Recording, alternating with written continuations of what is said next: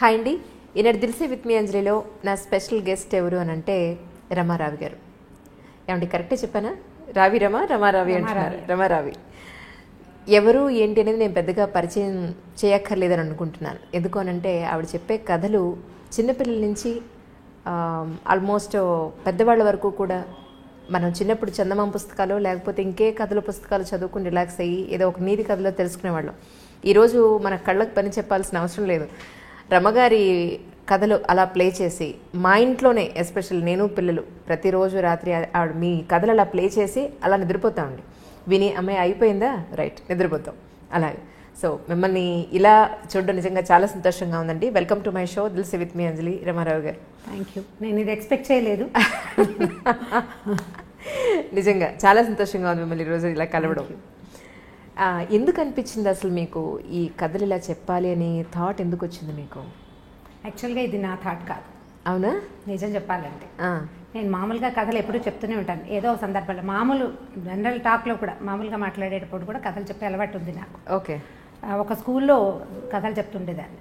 అనుకోకుండా ఇప్పుడు నన్ను గెస్ట్గా నన్ను పిలిచింది జయ వాళ్ళ అమ్మగారితో పరిచయం అయింది నాకు. ఓకే. తనకేదో ప్రోగ్రామ్కి అవసరపడి వాళ్ళు నా కోసం వెతుకుతున్నారు, నా ఫోన్ నెంబర్ కోసం. నేను ఇంకొక ఫ్రెండ్తో కలిసి విజయలక్ష్మి అని తనకి నేను గాడ్ సిస్టర్గా ఉంటాను. ఓకే. సో నేను వెళ్తున్నాను, మీరు నన్ను వాళ్ళు అడిగారన్నమాట. తను చెప్పలేదు నాకు. ఓకే. నాకు పని ఉంది సుమన్ టీవీలో, మీరు రండి అని నన్ను తీసుకెళ్ళింది తనకు తోడు. ఓకే. నేను అక్కడికి వెళ్ళాక నాతో ఒక కథ చెప్పించారు, నాన్న పులి. ఓహో, చాలా సింపుల్ కథ కదా, వాళ్ళు ఇంప్రెస్ అవుతారని నేను అనుకోలేదు. బట్ అతను ఏమన్నారంటే ఈ సేమ్ డిక్షన్ మీరేం మాట్లాడుతున్నారో అదే కావాలి అన్నారు. జస్ట్ ఒక ట్రయల్ లాగా చేసాము. అది ఇంత బాగా వర్కౌట్ అవుతుందని నేను అనుకోలేదు. అంటే all credit goes to Jaya and Vijayalakshmi. Okay. నా ప్రయత్నం అంటే నేను ప్రత్యేకంగా దీనికోసం ట్రై చేసింది అయితే సీరియస్లీ ఏం లేదు. అంటే మీది ఎలా ఉంటుందంటే అండి, చాలా న్యాచురల్గా మన ఇంట్లో వాళ్ళు మన కోసం కథ చెప్పినట్టుగా ఉంటుంది తప్ప ఒక ఛానల్ కోసం లేదా ఒక టీవీలో వర్క్ చేసే ఆ హంగులు ఆర్భాటాలు హంగామాలు ఏమీ లేకుండా మన ఇంట్లో పర్సన్ నాకే చెప్తున్నారు కదా, మన ఇంట్లో చుట్టాలు లేదా మన రిలేటివ్స్ నా మనిషి నాకు చెప్తున్నారు అన్నట్టుగా ఉంటుంది మీరు కథ చెప్తే. అందరూ అలాగే ఫీల్ అవుతాను నిజంగా. ఇది ఒక కొత్త ఎరా అండి మీరు మొదలు పెట్టింది. అంటే నేను అట్లా అనుకోవట్లేదు అంజలి. నిజం చెప్పాలంటే నేను మామూలుగా కూడా ఇలాగే మాట్లాడతాను. నాకు స్క్రీన్ ప్రెజెన్స్ మీద పెద్దగా అవగాహన లేదు, పెద్ద కెమెరా ఫ్రెండ్లీ కూడా కాను. నేను ఎలా ఉన్నానో ఇంకా అలాగే నన్ను వాళ్ళు తీసేసుకున్నారు, నేను చెప్పేశాను అంతే. దానికోసం ట్రై చేసామనుకోండి, నేను కొంచెం ఏదైనా యాక్ట్ చేసి ఉండేదాన్నేమో. నా ప్రయత్నం ఏం లేదు కదా, అనుకోకుండా జరిగింది. ఇది జరిగింది ఇలా కంటిన్యూ అయిపోయింది అనమాట. నేను ఎప్పుడూ అలాగే ఉంటాను, బయట లోపల కూడా ఏం తేడా లేదు. అవును. దాన్ని జనాలు అంత ప్రజలు యాక్సెప్ట్ చేయటమే నా అదృష్టం నిజంగా. అవును నిజంగా. అయితే ఈ తరం పిల్లలు చాలా అదృష్టవంతులు అనిపిస్తుంది నాకు. ఎందుకంటే మా అప్పుడు చందమామ పుస్తకాలు వచ్చి చదువుకుని ప్రతిదీ తెలుసుకునేవాళ్ళం. ఇప్పుడు పుస్తకాలు చదవడం అనేది చాలా మట్టుకు తగ్గిపోయింది, తెప్పించుకోవడం తగ్గిపోయింది. ఇంట్లో ఉన్న ఇవేం చదువుతాంలే, మాట్లాడితే ఫోన్లు లేదంటే ల్యాప్టాప్లు కెండిల్లు ఇవే సరిపోతున్నాయి. కానీ పెద్దవాళ్ళు లేరు ఇప్పుడు కథలు చెప్పడానికి, తల్లిదండ్రులు పిల్లల దగ్గర ఉండే అవకాశం లేదు. అదే. సో ఇక పిల్లలకి ఏదైనా నీతి తెలుస్తుంది ఒక కథల రూపంలో అంటే అది రమారావి గారి దారని ఈరోజు నాకు తెలిసినంత వరకు. ఎందుకంటే నేను చాలా మందికి చెప్పాను, మా అన్నయ్య పిల్లలకి, మా పెద్దమ్మ గారి పిల్లలు వాళ్ళందరికీ, రమారావి అని కొట్టండి, అందులో మంచి కథలు దొరుకుతాయి. మీరు ఉన్నా లేకపోయినా వాళ్ళు ఏదో టైం వేస్ట్ చేసేస్తున్నారు ఫోన్లో లేదా ఇంకేదో చేస్తున్నారు బదులు అట్లీస్ట్ ఇది వింటే కనీసం ఎంతో కొంత మంచి తెలుసుకుంటారు ఆ కథల ద్వారా అని చెప్పి. సో మీరు దొరకడం నేటి జనరేషన్ పిల్లలకు అదృష్టంగా నేను డెఫినెట్గా భావిస్తున్నాను. రమా గారు అంటే పిల్లల కంటే తల్లులు ఎక్కువ వింటున్నారని అనిపిస్తుంది నాకు. నాతో కలిపి. అవును అవును. అంటే ఇప్పుడు జయ కూడా సీరియస్లీ తనకే ఒక కథ కావాలన్నమాట. అవును. అంటే ఇది నేనేమనుకుంటానంటే పిల్లలు వీటిని డైరెక్ట్గా చూస్తారని నేను భావించట్లేదు మొదటి రోజు నుంచి. తల్లులకి చెప్పటమే, తల్లులే పిల్లలకి. ఇప్పుడు నేను ఒక నేరేషన్ ఏదో ఒక పద్ధతిలో చెప్తాను, ఈ నా రకమైన భాష, ఇప్పుడు నా ప్రెజెన్స్, నేను పెద్దదాన్ని ఇలా కాకుండా ఇప్పుడు యంగ్ మదర్ అనుకోండి 25-30 years ఉంటాయి, పిల్లలకి తల్లులు చెప్పే విధానం ఒకటి ఉంటుంది, వాళ్ళ భాష వాళ్ళ తాలూకా ఎక్స్ప్రెషన్ ఒక లెవెల్ ఉంటుంది కదా. అలాంటి దాంట్లో వీళ్ళు తెలుసుకున్న కథని ఆ లెవెల్లో కనుక ఇస్తే పిల్లలకి ఇంకా బాగా వెళ్తుందని భావిస్తాను నేను. ఇప్పుడు నేను ఒక మాట చెప్పాను అనుకోండి మా అబ్బాయికి, అదే మాట మా అక్కయ్య చెప్తే ఒక రకంగా ఉంటుంది, నేను చెప్తే దాంట్లో 4 తిట్లు యాడ్ చేసినప్పటికీ నేను చెప్పింది కరెక్ట్గా వెళ్తుంది నా పిల్లాడు కాబట్టి, అట్లా వెళ్తాయని నేను అనుకున్నాను. ఇప్పుడు బాగా తెలుస్తుంది ఏంటంటే పిల్లలు కూడా చూస్తున్నారు అని ఇప్పుడు ఈ మధ్య తెలుస్తుంది అనమాట. అవునండి, కొంతమంది పిల్లలు కూడా ఫోన్లు చేస్తుంటారు, ఓకే, ఆ నెంబర్ దొరికేసరికి అలా మాట్లాడుతూ ఉంటారు. సో కొంతమంది పిల్లలు చూస్తున్నారు, అంటే కథ డైరెక్ట్గా కాకుండా కొంత డిస్కషన్ చేస్తున్నాం కదా, ముందు వెనక ఏదో మాట్లాడుతున్నాం. సో ఈ మాట్లాడే మాటలతోటి పిల్లలు ఏమైనా అఫెండ్ అవుతారా, కష్టపెట్టుకుంటారా అలా అనిపిస్తుంది నాకు. పిల్లలు ఇలా ఉంటారు, ఇలా చేస్తారు, వాళ్ళని మనం ఇలా చేయాలి అని చెప్పే మాటకి వాళ్ళు ఫీల్ అవుతారని భావిస్తున్నాను. లేదు లేదు, ఎందుకంటే నేను చెప్తా చూడండి, ఇప్పుడు పెద్దవాళ్ళు చెప్పినట్టు పెరట్లో ఉన్న చెట్టు వైద్యానికి పనికిరాదని, నేను ఎంత చెప్పినా తల్లి వాళ్ళ పిల్లలకి ఎంత చెప్పినా ఎక్కదు. అదే అన్లెస్ అదే విషయాన్ని చక్కగా మీ మాటల్లో గుచ్చినట్టుగా మీ మాట ఎక్కడా కూడా డైరెక్ట్గా వెళ్ళి సూత్తో గుచ్చినట్టుగా ఎక్కడా ఉండదు, చాలా సాఫ్ట్గా వెళ్ళి తగులుతూ ఉంటుంది అర్థం చేసుకునే వాళ్ళకి. అయితే వాళ్ళు అనేది ఏంటంటే, అమ్మ నువ్వు చెప్పినట్టే ఉంది కానీ మేడం చెప్తే వినబుద్ధి అవుతుంది, నాకు రమ్మగారు చెప్తే వినబుద్ధి అవుతుంది. మా అబ్బాయి 8th క్లాస్ చదువుతున్నాడు, వాడు ఏ రోజున అదే క్రికెట్ ఏదైనా చూస్తానంటే కనుక, సరే అయితే క్రికెట్ చూడొద్దు, రమ్మగారి స్టోరీ నీకు ఓకే కదా, సరే అదే పెట్టి నేను చూస్తాను ఫస్ట్ అని మొదలు పెట్టాడు. అంటే నా కోసం మొదలుపెట్టి ఈ రోజు ఏ రోజున వాడు మీద ఒక కథ వినకపోతే వాడు పడుకోని పరిస్థితి, ఆ స్టేజ్కి వచ్చాడు. ఈవేళ నాతో పాటు వస్తానని, కానీ వాడు ఇంకా రెడీ అవ్వలేదు, ఇంకా లేట్ అయిపోతుందిరా బాబు, ఇంకో రోజు మన ఇంటికి వెడదాంలే డెఫినెట్గా, రమ్మగారితో నీకు ఒక ఫోటో కావాలి, నీ డైరెక్ట్గా స్టోరీ వినిపిస్తాను నీకు అని చెప్పి ప్రామిస్ చేసి వచ్చేసాను. డెఫినెట్లీ అండి, అది ఎప్పుడు జరుగుతుందో చూడాలి. రమ్మగారు, మీ ఇంటర్వ్యూ అని నేను ప్లాన్ చేసుకున్నప్పుడు చుట్టుపక్కల మా ఫ్యామిలీ మెంబర్స్ అందరికీ చెప్పడం జరిగింది, వాళ్ళ ఇళ్లలో ఉన్న సమస్యలు ఏదైతే ఉన్నాయో ఒకసారి రమ్మగారిని అడిగి నాకు ఏదైనా కొంచెం ఒక సమాధానం తెప్పిస్తావా, ఒక సొల్యూషన్ తెప్పిస్తావా అని అడిగారు. ఒకటి ఏంటంటే, చంటి పిల్లలు ఉన్న ఇంట్లో ఇప్పుడు జాయింట్ ఫ్యామిలీస్ లేవు, వీళ్ళు ఉద్యోగాలకు వెళ్ళిపోవాల్సిన పరిస్థితి. ఎందుకంటే భగవంతుడు ఒక నేచర్ ఇచ్చేసాడు, ఒక ఆడవాళ్ళకి లక్షణాలు, మగవాళ్ళకి లక్షణాలు అనేవి శారీరకంగా మానసికంగా కూడా కొన్ని ప్రత్యేకమైన లక్షణాలు ఇచ్చేసాడు. వీటికి విరుద్ధంగా ఇప్పుడు విమెన్ కూడా ఉద్యోగం చేయాల్సి వస్తుంది. అలా అని పోనీ ఇంట్లో బాధ్యతలు జెంట్స్ ఎవరైనా తండ్రులు కానీ హస్బెండ్స్ కానీ ఎవరైనా షేర్ చేసుకుంటున్నారా అని అంటే అదొక పెద్ద క్వశ్చన్ మార్కే. ఎంతమంది చేసుకుంటున్నారు 100 మందిలో అని అంటే ఒక లేడీని కదిలిస్తే ఎవరి బాధలు వాళ్ళు చెప్పుకుంటారు. నిజంగా అందరూ షేర్ చేసుకుంటున్నారని మనం ఖచ్చితంగా చెప్పలేము, అలా అనుకోలేం కదా, అనుకోలేము.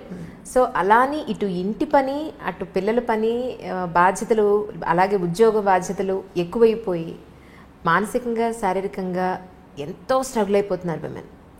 వాళ్ళ ఆరోగ్యం గురించి కూడా వాళ్ళు పట్టించుకోని కండిషన్లో, తెలుసు వీళ్ళే ఇంటి ఈవిడ వండకపోతే అందరి ఆరోగ్యం ఉండదు అని తెలుసు, ఈవిడ ప్రాపర్గా లేకపోతే ఇల్లు సవ్యంగా నడవదని తెలుసు, అయినా వాళ్ళ గురించి వాళ్ళు పట్టించుకోరు. ఇలాంటి విమెన్కి ఎలా ఉండాలి అని మీ మాటల్లో ఒకసారి వినాలని అనిపించింది వాళ్ళందరికీ. ఇది పిల్లలు పుడుతుండగా, అంటే ప్రెగ్నెన్సీలో ఉండగా లేదా ప్రెగ్నెన్సీ తర్వాత పోస్ట్నేటల్ డేస్లో కూడా ఆడవాళ్ళు నేను చేసేయగలను అని మనకి ఎలా ఉంటుందంటే, మనం ప్రూవ్ చేసుకోవాలన్న ఒక పిచ్చి పాతకాలంలో లేనిది ఇప్పుడు ప్రబలింది. సరిగా చెప్పాలని పెరిగింది అనకూడదు, ప్రబలిందనే చెప్పాలి. నీ వల్ల కాదు అంటే వీళ్ళకి నచ్చదు. ఇవాళ రేపు ఈ జనరేషన్ ఆడపిల్లలకి నీ వల్ల కాదన్న మాట నచ్చక నా వల్ల అవుతుందని అన్ని పులుముకుంటారు. సరిగా చెప్పాలంటే, అంటే సీరియస్లీ చెప్పదలుచుకుంటే కనుక. అవును, ఈ పులుముకున్నది ఏమవుతుందంటే, పాత సామెత ఒకటి ఉంది, ఎత్తుకున్న బిడ్డ మొత్తుకున్నా దిగదని. ఒకసారి ఎత్తుకోమనక మనం అలవాటు చేసామా, నాకు చెయ్యి నొప్పెడుతోందంటే పిల్లాడికి అక్కర్లా, నీ చెయ్యి నొప్పొద్దు, నీ మెడ నొప్పొద్దు, వాడికి ఎత్తు కావాలంతే. ఇందులో పిల్లవాడు అంటే వాడు ఒకడే కాదు కదా, వాడి నాన్న తాత కూడా ఉంటారు అందులో. ఎప్పుడైనా సరే కుటుంబ సభ్యులకి విషయాన్ని షేర్ చేయకుండా మనం మొయ్యగలము అని కనుక బలవంతంగా నెత్తి మీదకి తీసుకుంటే ఇక ఎప్పటికీ మీరు షేర్ చేయలేకపోతారు. లిమిటేషన్స్ ఉంచుకోవాలి ఎవరైనా సరే. నేను కూడా, నాకు ఇదే జబ్బు ఉంది, నాకు కూడా ఉందా జబ్బు. ఇప్పుడు ఇంత ఏజ్ వచ్చాక ఇప్పుడు నా వల్ల కాదు అంటే, ఎందుకు నీ వల్ల కాదు అనే క్వశ్చన్ వస్తూ ఉంటుంది తప్పిస్తే, ఇక నువ్వు చేయలేవా అయ్యో పాపం అని ఎవరు అనరు. ఆ మాట ఎవరికి నచ్చదు. అందుకని ఇది చిన్న వయసులోనే మనం ఏం చేయాలంటే, మనకి ఒక లిమిటేషన్ ఉంచుకోవాలి. నేను ఇది చేయగలను, నేను ఇది చేయలేను, పోనీ ఈ విషయాన్ని ఇంత మటుకు చేస్తాను, తర్వాత నేను చెయ్యను అని చెప్పగలగాలి. ఈ చెప్పటం రాకపోతే అనుభవించాల్సిందే. ఇప్పుడు పిల్లలు చిన్నతనం, ఒక 3-4 ఏళ్ల చంటిబిడ్డ ఉన్నాడు అనుకోండి, 4 ఏళ్ల పిల్లాడంటే ఇక వాడి ఎంత మారంలో ఎంత విసుగులో వాడికి అన్నం పెట్టడం, వాడిని నిద్రపుచ్చడం, వాడి ప్రతిదీ ఒక కష్టసాధ్యమైన సంగతిగానే ఉంటుంది. వీటిని తల్లులే చేయవలసిన పనులు ఉంచుకుని మిగిలినవి తండ్రులకి షేర్ చేయడానికి ప్రయత్నం చేయాలి. వాళ్ళతో కూర్చొని మాట్లాడుకోవాలి. ఇప్పుడు మీరు మామూలుగా కబుర్లు చెప్పుకోవడానికి, సినిమాలకు వెళ్ళడానికి వాటన్నిటికీ మాట్లాడుకుంటూనే ఉంటారు. అలాంటప్పుడు ఇలాంటివి కూడా మాట్లాడకుండా ఉండరు కదా. వైఫ్ అండ్ హస్బెండ్ అన్నాక ఎంతో కొంత మాట్లాడుకుంటేనే కదా సంసారం నడిచేది. ఖచ్చితంగా ఈ పని నువ్వు చెయ్యి అని దానికి మళ్ళీ ఇంకొకటి ఉంది, తల్లులకి ఇంకొక జబ్బు ఉంటుంది సహజంగా. ఆ పిల్లాడు ఏదో నాన్న దగ్గర ఒక నిమిషం వేడవంగానే వీడు ఇంకా ఆగలేరన్నమాట. నువ్వు చేయొద్దులే నేనే చేసుకుంటా, పిల్లాడిని నేర్పిస్తున్నావు అనేస్తారు. అనకూడదు. కొంచెం గట్టిగా మనసు దిటవ చేసుకుని వాళ్ళిద్దరు తంటాలు వాళ్ళు పడతారు అని కనుక వదిలిపెట్టేస్తే అప్పుడు తండ్రి పిల్లవాడిని హ్యాండిల్ చేస్తాడు. ఎప్పుడైతే తల్లి సపోర్ట్ ఉందో ఈ పిల్లలు ఇక వాళ్ళ మాట వినరు. నేను ఈ పని చేయను, ఇక నువ్వు నాన్నతోటే చేయించుకో, ఇవి అతనే హ్యాండిల్ చేయాలి. ఈ విషయం హోంవర్క్ చేయించడం, కొట్టని తిట్టని అక్షంతలేని ఏం చేసినా ఆయన ఏం చేస్తే అది చేస్తాడు అని వీళ్ళు ఊరుకోగలిగితే షేరింగ్ కుదురుతుంది. మనం అలా చెయ్యము, ముందు షేర్ చేస్తాము. అందరూ చేసే పని, నేను కూడా ఉన్నా అందులో. ఈ మనం పోట్లాడుకు ఏదో చిన్న మాట్లాడేసుకుంటాం, ఈ హోంవర్క్ చేయొచ్చని చెప్తాం. వాడు హోంవర్క్ చేస్తుండగా వాడు ఏదో విండు, ఏరా నీకు ఇది కూడా రాదా అనో ఏదో అంటాడు నాన్న. అమ్మ చూడు మా నాన్న అనగానే మనం తయారైపోకూడదు. తయారైపోతాం మనం. ఆ తయారవ్వకుండా ఉండడం, మధ్యలో దూరకుండా ఉండటం, ఇది అలవాటు చేసుకోవాలి. మన ఇంట్లో కనుక ఇన్లాస్ ఉన్నారనుకోండి, వాళ్ళకి కూడా పిల్లల తాలూకు కొన్ని వ్యవహారాలని అప్పచెప్పటం తెలుసుకోవాలి. సాయంత్రం 7 నుంచి 9 దాకా తాతగారి దగ్గర కూర్చొని హోంవర్క్ చేసుకోవాలంటే తాత సరిగా చెప్పని సరిగా చెప్పకపోని మాట్లాడకూడదు. ఇప్పుడు బ్యారికేడ్స్ ఎవరికి కావాలి? మా ఆడవాళ్ళకే కావాలి. మనమే హద్దుల్లో ఉండాలి. ఈ హద్దు కనుక తెలుసుకుని ఉంటే అప్పుడు కుదురుతుంది.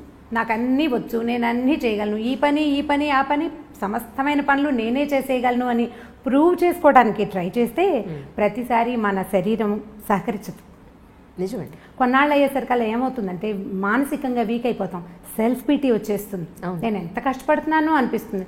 మీరు ఈ ఉద్యోగస్తుల్ని ఎవరిని కదపండి. మొన్న ఏదో ఆఫీస్కి వెళ్ళాం, పోస్టల్ డిపార్ట్మెంట్లో మా ఫ్రెండ్కి ఏదో పని, నేను ఎంత కష్టపడుతున్నాను అంటారు. ఎవరికోసం కష్టపడుతున్నావు? నీ గుర్రాన్ని కూర్చుతోకుంటే అది ఊపుకొని దాని మీద ఉన్న ఈగలు తోలుకుంటుంది. నువ్వు కష్టపడేది నీ కోసమే కానీ దేశం కోసం కాదు.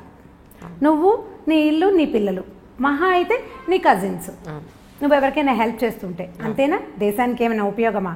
ఏం లేదు కదా. నేను చాలా కష్టపడుతున్నాను అనే సెంటెన్స్ని మర్చిపోవాలి. నేను నా కోసమే పనిచేస్తున్నాను, ఇది పెద్ద కష్టం కాదు. ఒకవేళ ఇది కష్టమా, దీన్ని నేను షేర్ చేస్తాను, చేయాల్సిందే. మా పిల్లలు నా మాట వినకపోతే నేను మా అక్కయ్యకి అప్పచెప్పేస్తాను. ఇవి పలానా విషయంలో వాడు వెండు, మా అక్కయ్య పిల్లలకి అప్పచెప్పేస్తాను. ఎవరు వీడిని కొంచెం కనుక్కుంటారా, నాకు తెలియట్లేదు.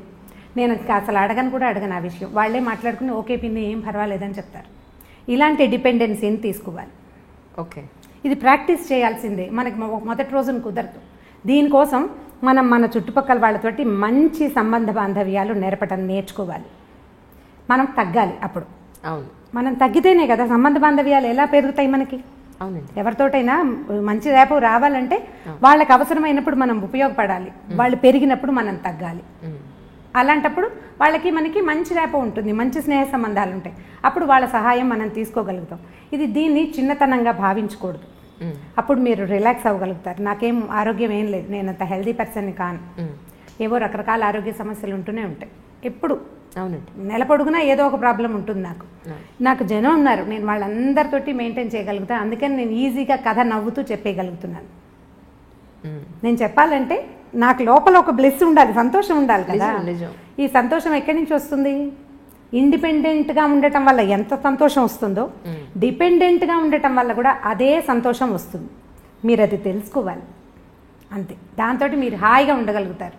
అది ఎక్కడ ఎవరితోటి అనేది ఎవరి జీవితాన్ని బట్టి వాళ్ళు డిసైడ్ చేసుకోవాల్సిందే, అంతే. ఇంకోటండి రమ్మ గారు, ఇప్పుడు హైదరాబాద్లో మనకు ఒక లైఫ్ స్టైల్ ఉంటుంది, ఇదే కొంచెం విలేజెస్కి వెళ్తే అక్కడ ఒక లైఫ్ స్టైల్ ఉంటుంది. మనకి ఇక్కడ దొరికే మెటీరియల్ కానీ మన అన్ని రకాలుగా, అది ఫుడ్ అయినా డ్రెస్ అయినా మన లైఫ్ విధానమైనా ఇక్కడ ఒక రకం ఉంటుంది. ముంబైలో ఒకటి ఉంటుంది, ఢిల్లీలో ఒకటి ఉంటుంది, ఇంకో విలేజెస్లో ఒకలా ఉంటుంది.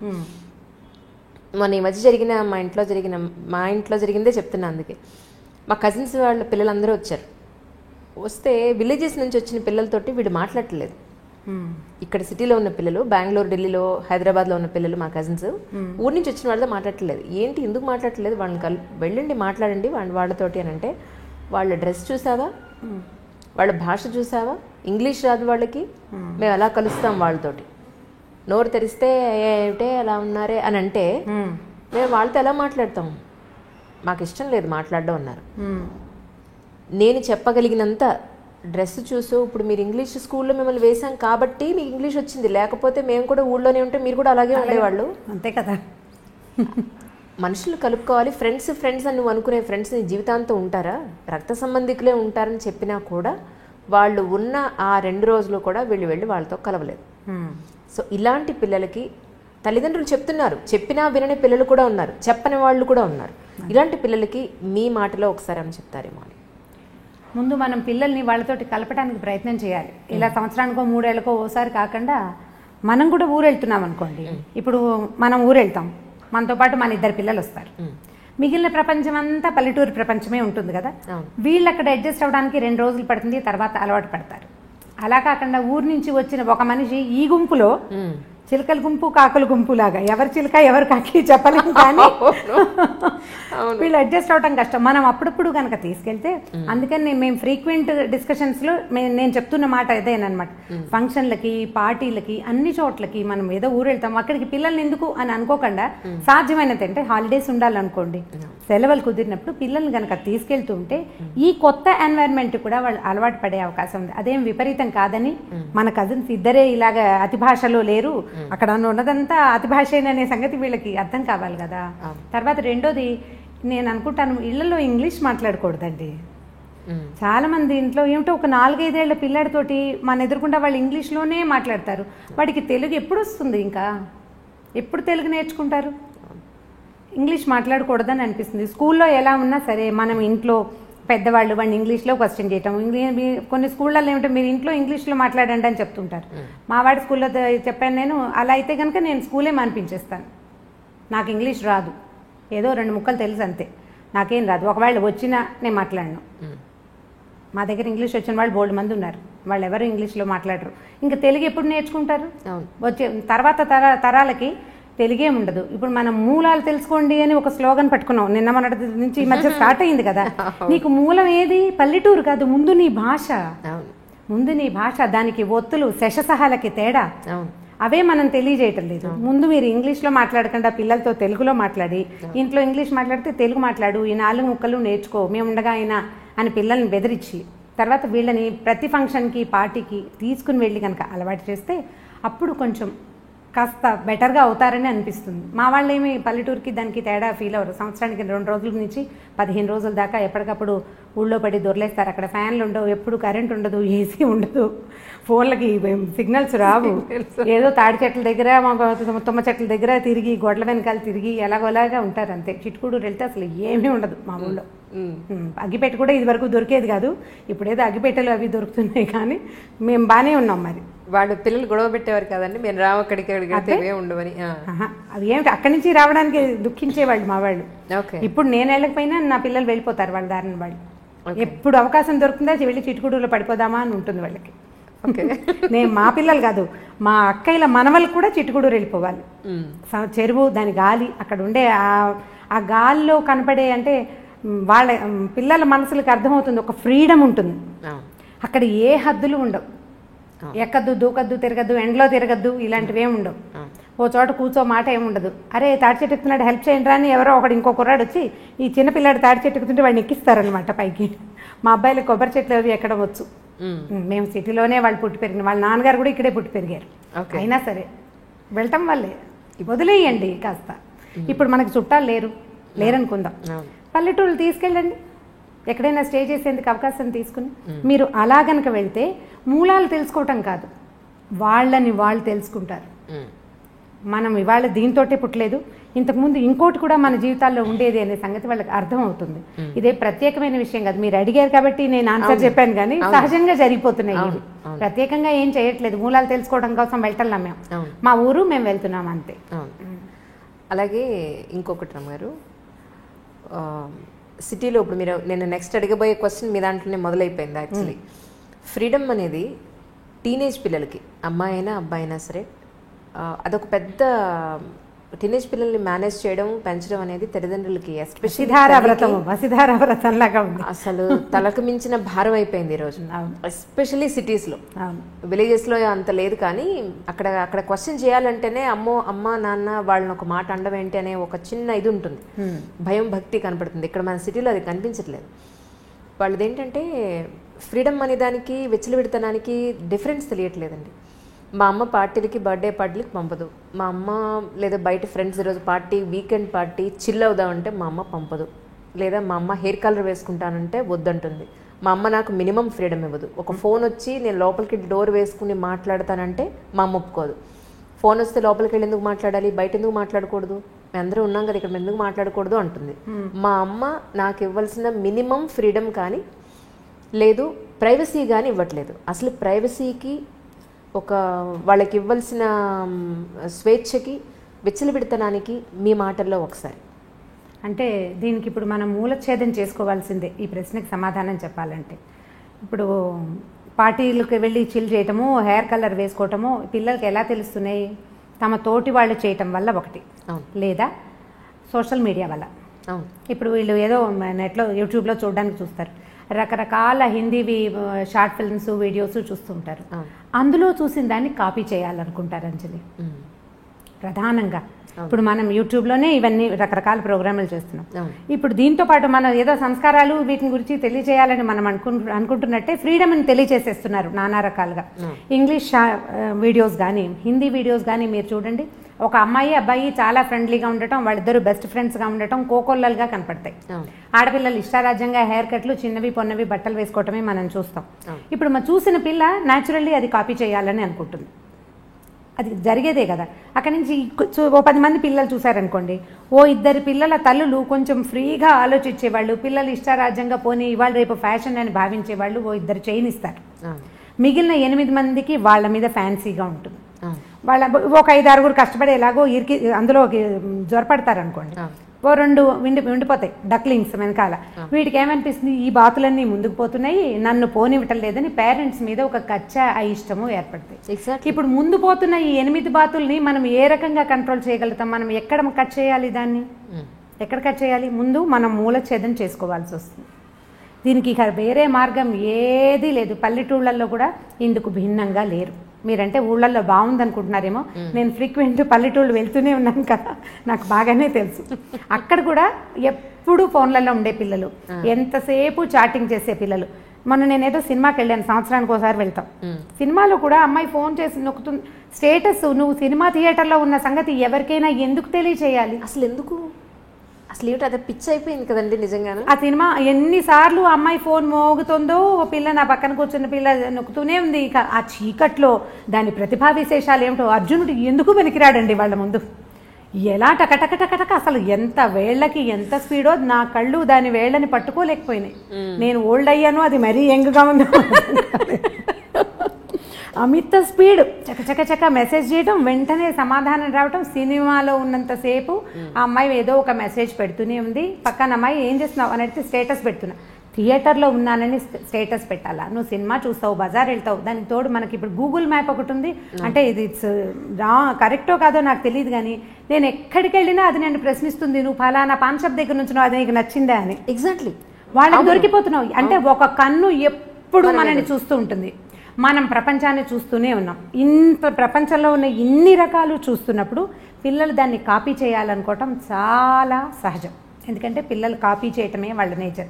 మనిషే కాపీ జీవి సరిగా చెప్పాలంటే. మనమే నేర్చుకుంటాం కదా, పిల్లలు ఇంకా ఎక్కువ నేర్చుకుంటారు. వాళ్ళు చూసేది ఏం చూస్తారో దాన్ని బట్టే వాళ్ళు అడుగుతుంటారు. ఫ్రీడమ్ ఇవ్వటము ఇవ్వకపోవటం అనేది దట్ పేరెంట్స్ తాలూకు ఉద్దేశాలు. కానీ మీరు మంచి స్కూల్లో చేరుస్తాము, ఇప్పుడు పెద్ద సర్కిల్ వెళ్ళే స్కూల్ అనుకుందాం, మన శక్తికి మించి కూడా ఒక్కొక్కసారి.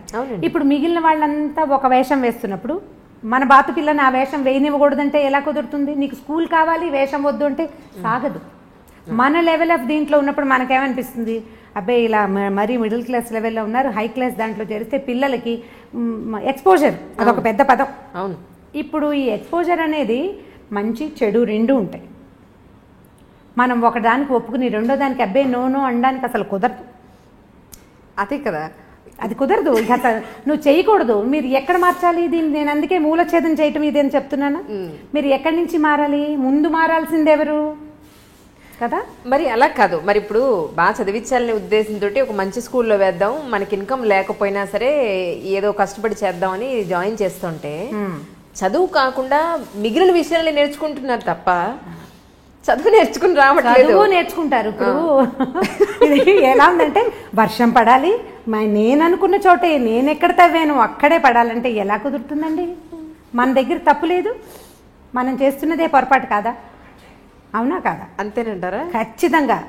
ఇప్పుడు మీరు సూటిగా అడిగారు, సూటైన సమాధానం కావాలంటే మీకు ఇది సూటైన సమాధానం. మీకు వర్షం, మీరు వాన ప్రార్థించి ఒక చిన్న మబ్బుని, ఒక తునకని నేను ఇక్కడ తవ్వాను, నేను ఇక్కడ పదును చేసి పెట్టుకున్నాను, ఇక్కడే వాన కురునైనా అని మనం అడగగలమా? పోనీ అలా అడిగినా కూడా అక్కడెక్కడో పైన పడే మేఘానికి ఎలా కంట్రోల్ ఉంటుంది? చుట్టుపక్కల అన్ని చోట్ల పడుతుంది. అది అన్ని చోట్లకి పడవలసిందే.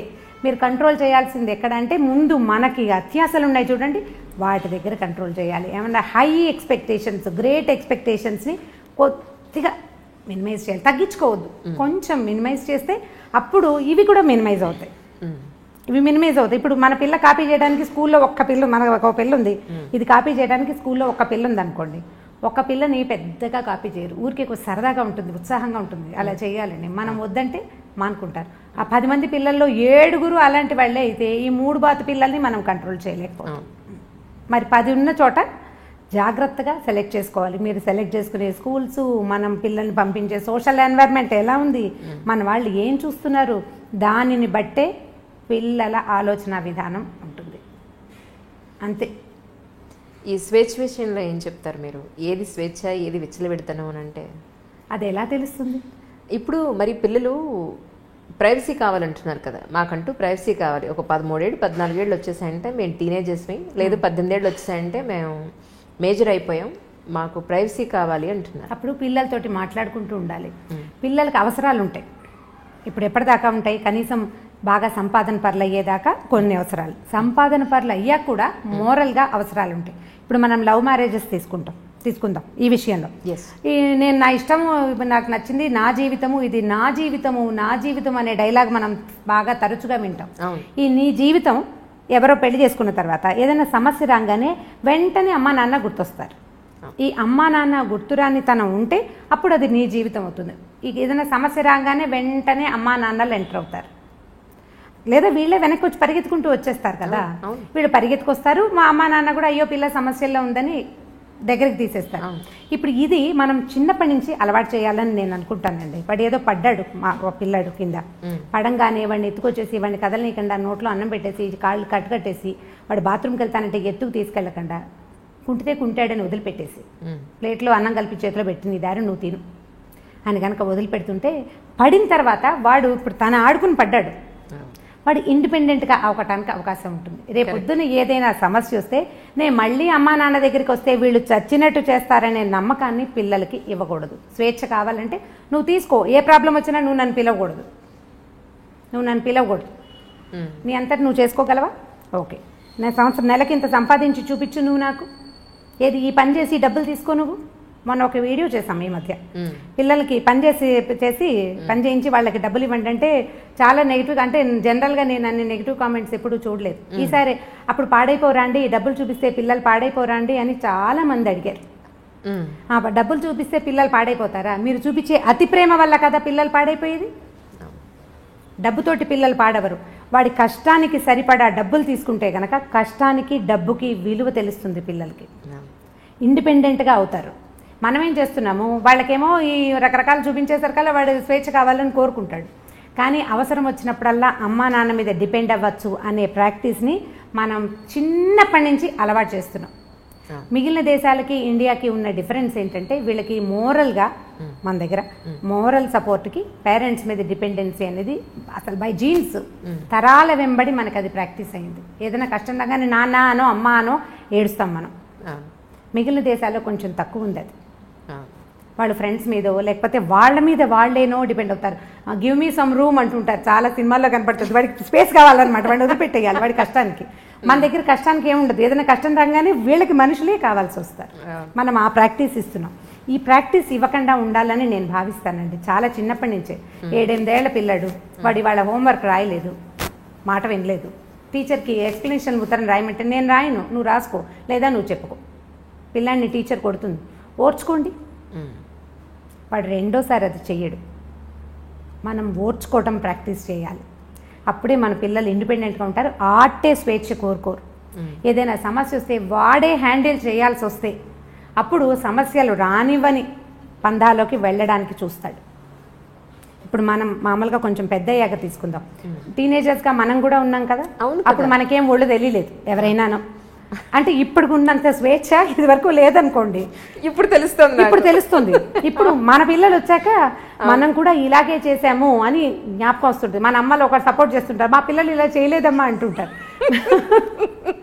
ఏ కాలానికి ఆ కాలమే, ఎప్పటిదప్పుడే. ఆ రోజుల్లో అదే ఎక్కువ.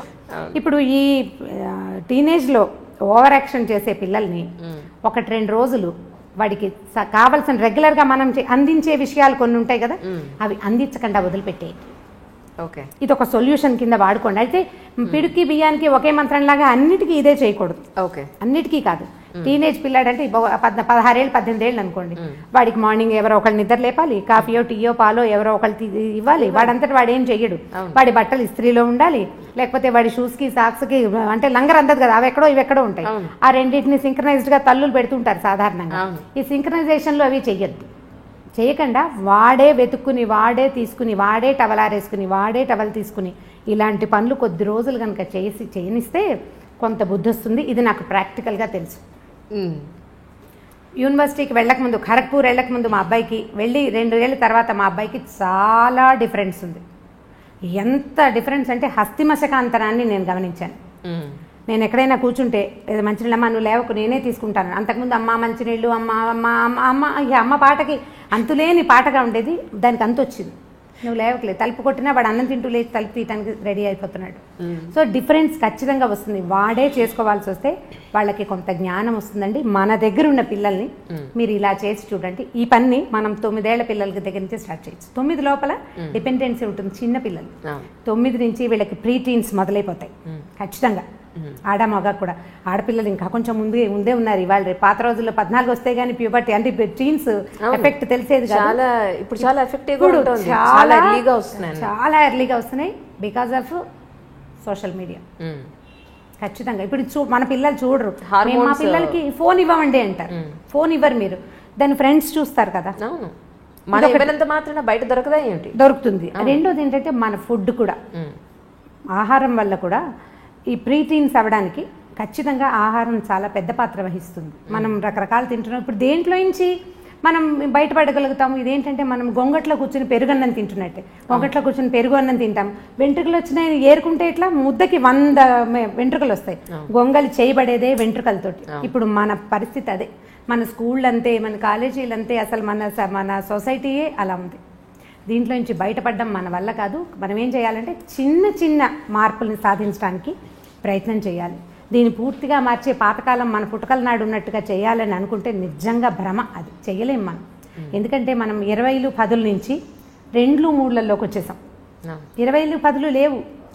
అవి ఎప్పుడో సంవత్సరానికి 1-2 సార్లే మనం కలుస్తున్నాం కదా. ఈ 2-3 జనాల్లో నుంచి దీన్ని ఎట్లా సాధించగలుగుతాం మనం? ఒక మంచి మాట చెప్పేవాళ్ళు లేరు. ఇంకా మీరు ఈ మాట మీరు అడగండి అని నేను చెప్తున్నాను. కొన్ని ఇళ్లలో ఉన్న పెద్దవాళ్ళు పిల్లలకి ఏ రకంగానూ హెల్ప్ చేయట్లేదని ఎన్ని కంప్లైంట్లు ఉంటాయో. అవును, నేను ప్రతిసారి ఇంట్లో పెద్దవాళ్ళు ఉంటే అని చెప్పగానే మా ఫ్రెండ్ ఒకరు ఫోన్ చేశారు, మీరు ఈ డైలాగ్ చెప్పొద్దు రమ్మగారు, నాకు ఇష్టం లేదు ఇలా మీరు చెప్తుంటే. ఏంటంటే మా అత్తగారు ఉన్నారు, ఆవిడ ఏమీ చెయ్యరు. ఆవిడ ఏదో రామాయణం భారతం చదువుకుంటారట. ఆవిడ దారిని ఆవిడ చదువుకుంటారు. ఆవిడే చదువుకుంటారు కానీ ఒక్క మాట చెప్పరు. పిల్లలకు ఒక్క మంచి మాట చెప్పరు. ఆవిడ పుణ్యం పురుషార్థం అని డైలాగ్ ఒకటి ఉంటుంది. ఆవిడ పుణ్య పురుషార్థాలకే ట్రై చేస్తున్నారు కానీ పిల్లలకి ఏం చెప్పట్లేదు. ఆవిడ ఏవో వింటూ ఉంటారు. ఆవిడ వింటూ ఉండగా మనవడు ఆ చాగంటి వారిదో ఎవరివో కొన్ని విన్నాడనమాట. అలా వాడికి తెలిసినాయి తప్ప వాళ్ళ నాయనమ్మ వాడికి ఏం చెప్పలేదు. పెద్దవాళ్ళు ఉండటం వల్ల పెద్ద ఉపయోగం లేదండి. మీ పెద్దవాళ్ళు అంటే మా పాతకాలం వాళ్ళు అనమాట. వాళ్ళ వల్ల ఉపయోగం ఉండేదేమో, ఇప్పుడు వీళ్ళ వల్ల ఉపయోగం లేదు. మీరు ఎప్పుడు అదే డైలాగ్ కొడతారు, అందరూ అలా ఉండరు అని కూడా యాడ్ చేయండి దానికి. నిజమే ఇది కూడా యాక్సెప్ట్ చేయాల్సిన విషయమే. అంటే ఇప్పుడు నేను మా ఇంట్లో మా పెద్దకాయలను చూస్తాను. మా పెద్దకాయలు అంటే నాకంటే మా పెద్దకాయ దాదాపుగా 25 ఏళ్ళు పెద్దది. తన పిల్లలు కూడా నాకంటే పెద్దవాళ్ళు. మా అక్కయ్య ఉంటే ఎంత హెల్ప్ఫుల్గా ఉంటుందో వాళ్ళ ఇంట్లో. చాలా మంచి మాటలు, ఏదైనా సరే నాయనమ్మ చెప్తుంది అనుకుంటారు. ఈవెన్ మా పిల్లలు కూడా పెద్ద పెద్దమ్మ మీద చాలా ఎమోషనల్గా డిపెండ్ అవుతారు. తను లేదు ఈ ఊళ్ళో లేదని ఎంత ఫీల్ అయిపోతారో, పెద్దమ్మ లేదు అని. ఇప్పుడు కొంతమంది వాళ్ళకు కుదురుతాయి అవి, కొంతమందికి సాధ్యపడకపోవచ్చు. కానీ పెద్దవాళ్ళు ఉంటే ఎంతో కొంత ఎన్వైర్న్మెంట్ బాగుంటుందని ఫీల్ అవుతాను. అంటే నా అనుభవం అది. అందుకని నేను పదే అదే చెప్తాను. దానివల్ల ఏ హెల్ప్ ఉండదు. పైగా పెద్దవాళ్ళు ఉండేసరికల్లా మా రోజుల్లో ఇలా లేదు అని చావగొట్టేస్తుంటారు. ఇంకొకళ్ళు చెప్పారు అసలు ఒక 20 సంఖ్యలో కనీసం ఇవి ఉన్నాయన్నమాట. పెద్దవాళ్ళ వల్ల ఉపయోగం లేదు, వాళ్ళు ఉండటం వల్ల ఇంకా ఎక్స్ట్రా బర్డెను. ఈ పిల్లలకి వాళ్ళకి లంగర్ అందక చచ్చిపోతున్నాము. అవి రెండు వస్తాయి సమస్య. వాళ్ళు చెప్పే మాటలు, చెప్పే విధానం పిల్లలకి నచ్చదో పట్టాను. మన వాళ్ళ ప్లేస్ లో ఉన్న వాళ్ళకి అమ్మమ్మ ఎప్పుడూ ఇంతే, లేదా మా అమ్మ ఎప్పుడూ ఇంతే. ఇప్పుడు అమ్మమ్మలు కూడా మారాలి, కొంచెం అప్ టు డేట్ అవ్వాలన్నమాట. వాళ్ళు కూడా అప్ టు డేట్ గా ఏదో అంటే కొంచెం పెరగాలి వాళ్ళును.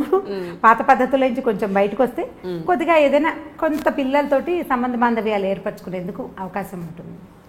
నిజం నిజం. అలాగే ఏమంటే పొల్యూషన్ ఎక్కడ చూసినా పొల్యూషన్ పెరిగిపోయింది. మనం ఏది తాగే పాల దగ్గర నుంచి రాత్రి పడుకోబోయేంత వరకు కూడా అంతా కల్తీనే.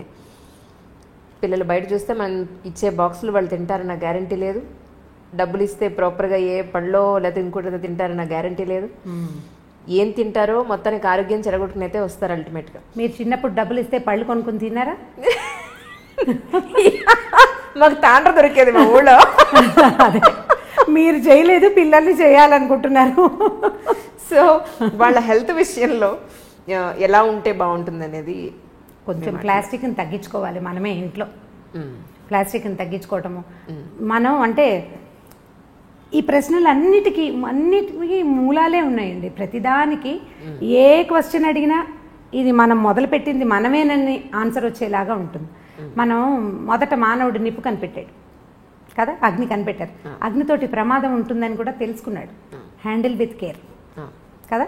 ఇప్పుడు తర్వాత కనిపెట్టిన ప్రతి వస్తువు, మన జీవన సౌలభ్యానికి వాడుకునే ప్రతి విషయము హ్యాండిల్ విత్ కేర్ గానే ఉంది. మొదట పొయ్యి పెట్టుకునేవాళ్ళం, ఆ పొయ్యిలు అంటుకుని ఎప్పుడు ఇళ్ళు తగలపడిపోతుండే. మన చిన్నప్పుడు కూడా అగ్ని ప్రమాదాలు చూసేవాళ్ళం. గ్యాస్ స్టవ్ కనిపెట్టారు. బయోగ్యాస్ వల్ల అంత ప్రమాదం కొంచెం తక్కువ, ఎందుకంటే ఎక్కువ ఫ్లో ఉండదు కాబట్టి. కాల్ గ్యాస్ ఎంత సులువు, మొత్తం దేశమంతా కాల్ గ్యాస్ అందించేసాం. దాంతో ప్రమాదాలు ఎంత ఎక్కువ ఉన్నాయి. ఇప్పుడు కారు, బైక్, స్కూటరు, మీరు ఏది పట్టుకోండి అవన్నిటికీ మనకి జీవితం ఎంత సులువైందో వాటితోటి అంత ప్రమాదభూయిష్టంగానే ఉంది. మన సెల్ ఫోన్లు, ఇది వరకు ఎక్కడున్నామో ఎప్పుడో ఒక ల్యాండ్ లైన్ ఫోన్ చేస్తే ఒక రకంగా తెలిసేది. ఇప్పుడు అనుక్షణము మనం ఎక్కడున్నామో మనం తెలియజేస్తున్నాము, లేదా అదే తెలుసుకుంటోంది. దాని రేడియేషన్ వల్ల ఎన్ని రకాల సమస్యలు వస్తున్నాయో, సెల్ టవర్ల వల్ల రేడియేషన్లు, దానివల్ల క్యాన్సర్లు, ఇది వరకు ఇన్ని లేవు. ఇప్పుడు మనం ఎక్కడ మానేసుకోవాలి? ఏమి మానాలి? మనం ఏవేవి మానగలుగుతాము? ప్లాస్టిక్ మొదట లేదు, దాదాపుగా ఒక 25-30 ఏళ్ల క్రితం రేర్గా బట్టల షాపులో ఒక ప్లాస్టిక్ కవర్ ఇస్తే దాన్ని బహుభద్రంగా దాచేవాళ్ళం. 35 ఏళ్ల నాడు మా బందర్లో దోరడ్లాస్ అనే షాప్ ఉండేది. వాళ్ళ దగ్గర బ్రౌన్ పేపర్ తోటి బట్టలు బ్రౌన్ పేపర్ కవర్లలో పెట్టేవాళ్ళు. అది వీడు పేపర్ కవర్ పెడతాడు, ఇవి చిరిగిపోతాయి అని మా అక్క ఎప్పుడు విసుకుంటూ ఉండేది. తర్వాత ప్లాస్టిక్ కవర్లు వస్తే ఇది హాయిగా ఉందనిపించేది. ఈ హాయి అంత హాయి కాదని, తర్వాత కాలంలో అది మనని కబళించేస్తుందని మనకు ఆనాడు తెలీదు. నిజం. ఇప్పుడు అది ఎట్లా అయింది? ప్లాస్టిక్ ఇక వామనావతారం లాగా ఎక్కడ పడితే అక్కడ త్రివిక్రమావతారం తాల్చేస్తుంది ప్లాస్టిక్. ప్రతి చోట ఉంది కదా, భూమి ఆకాశాలు పట్టకుండా అయిపోయింది. ఏది మనం తీయలేం మన జీవితాల్లో నుంచి. కాబట్టి చిన్న చిన్న విషయాల్లో కనీసం మనం పొల్యూషన్ని తప్పించుకోగలిగితే ప్రయత్నం చేయటమే, అంతకంటే మనం ఏం చేయలేము. ఇందులో నుంచి బయటపడడం మన వల్ల కాదు. సేమ్ గొంగళి పెరుగన్నమే చెప్పుకోవాలి ఇక్కడ కూడా. పొల్యూషన్ నుంచి తప్పించుకోవడానికి ఈజీ మార్గాలు, కార్లు, ఒక కారులో ఒక మనిషి కాకుండా 3-4 పూల్ చేయటం, నడవగలిగే దూరాలకి బళ్ళు తీయకుండా నడిచి వెళ్ళటం, లిఫ్ట్లు అవి వాడకుండా ఉండటం, అవన్నీ కూడా ఇప్పుడు ఇండివిజువల్ థింగ్స్. ఇవి సొసైటీకి ఉపయోగపడతాయి. నేను చేస్తాననుకోండి, ఒక 5-6 నా చుట్టుపక్కల వాళ్ళు చేయకపోతే ఊరందరిది ఓ దారి, ఉలిపికట్టది ఇంకో దారి లాగా అవుతుంది, నాది ఇంకో దారి. అంతే కదా, అలాగే అవుతుంది. ఇప్పుడు మనం అందరం మాట్లాడుకుని కనుక ఈ ప్రయత్నం చేస్తే కొంత మటుకు బెటర్గా ఉంటుంది. ప్రయత్నం చేయాలి కదా. అందుకని నేను అనుకుంటాను సొసైటీస్లో, అపార్ట్మెంట్స్లో మాట్లాడుకుని ఈ పొల్యూషన్ని పక్కకి తీయడానికి ప్రయత్నం చేయాలేమోనని అనిపిస్తుంది. మనం ట్రై చేయాల్సిందే, లేకపోతే అవదు. దీనికి ఇనిషియేటివ్ ఎవరు తీసుకుంటారు? మళ్ళీ ఈ ఫోన్లు, మళ్ళీ మీటింగ్లు, ఒక మీటింగ్ కూర్చున్నప్పుడు, ఒక చోట కూర్చున్నప్పుడు మళ్ళీ ప్లాస్టిక్ బాటిల్స్లో మంచినీళ్ళు, ఆ తర్వాత ఏమో డిస్పోజబుల్ గ్లాసులు, ప్లేట్లు తెచ్చుకుంటాం మనం. మనమేమో పొల్యూషన్ కంట్రోల్ చేయాలనుకుంటున్నాం, మన దగ్గర ఇవన్నీ ఉంటాయి. ఇప్పుడు గవర్నమెంట్ బోర్డు అన్ని మీటింగ్లు జరుగుతాయండి. ఇక మీటింగ్ అయిన తర్వాత ఆ ప్రాంతంలో ఎన్ని బాటిల్స్, ఎన్ని గ్లాసులు, ఎన్ని ప్లేట్లు, ఎంత చెత్తో, మామూలు చెత్త కాదు. ఇవన్నీ ఎక్కడికి వెళ్తాయి? కష్టం కదా. మనం ఆలోచించి దీన్ని పక్కకు తీయాలి. ఇళ్లలో కనుక చేస్తే బాగుంటుంది అనిపిస్తుంది. ప్లాస్టిక్ని తగ్గించుకోండి, ప్లాస్టిక్ వాడకం, తర్వాత నాన్ స్టిక్ లాంటివి వాడడం, అవన్నీ మనంతటా మనం చేసుకుంటే. ఇప్పుడు నేను చేస్తాను సీరియస్గా, మా ఇంటికి వచ్చిన వాళ్ళకి చెప్తాను, వాళ్ళకి నచ్చింది అనుకోండి, అంటే నా వే ఆఫ్ టాకింగ్ వాళ్ళకి నచ్చాలి. ఆ రోజు వాళ్ళ మంచి మూడ్లో ఉండాలి. ఇవన్నీ ఉన్నాయి కదా, ఉన్నప్పుడు మార్చుకుంటారు. ఇవాళ నుంచే అట్లా స్ప్రెడ్ అవుతుంది. అంతే. 1:2, 1:3, మళ్ళీ 3:9 ఈ రకంగా వెళ్ళాలి. ప్రయత్నం చేస్తే మన ఇళ్లలో, కనీసం మన చుట్టాల ఇళ్లలో, నేను ఇది కొన్ను, ఈ వేరు కొన్ను, ఆ వేరు నేను కొన్ను. యాక్చువల్గా నాకు కూడా మొదట్లో ప్లాస్టిక్ వస్తువులు మంచి సరదా ఉండేది. ఒక కొన్నేళ్ల క్రితం ఆ కలర్ఫుల్గా ఉంటే అదే కదా చాలా బాగుంది, క్లీన్గా ఉంది, నీట్గా ఉంది అనిపించేది. ఎప్పుడైతే ఇది మన తినేస్తుంది అని అర్థమైందో ఒక 10 ఏళ్ళుగా నా అంతటి నేను ఏమీ కొనలేదు. వాటంతటా అవి వచ్చినవి ఓ రోజు వాడడం, మళ్ళీ జాగ్రత్తగా తీసి పక్కకు పెట్టడం. ఇది ఏంటంటే హ్యాండిల్ విత్ కేర్ అన్నాం కదా.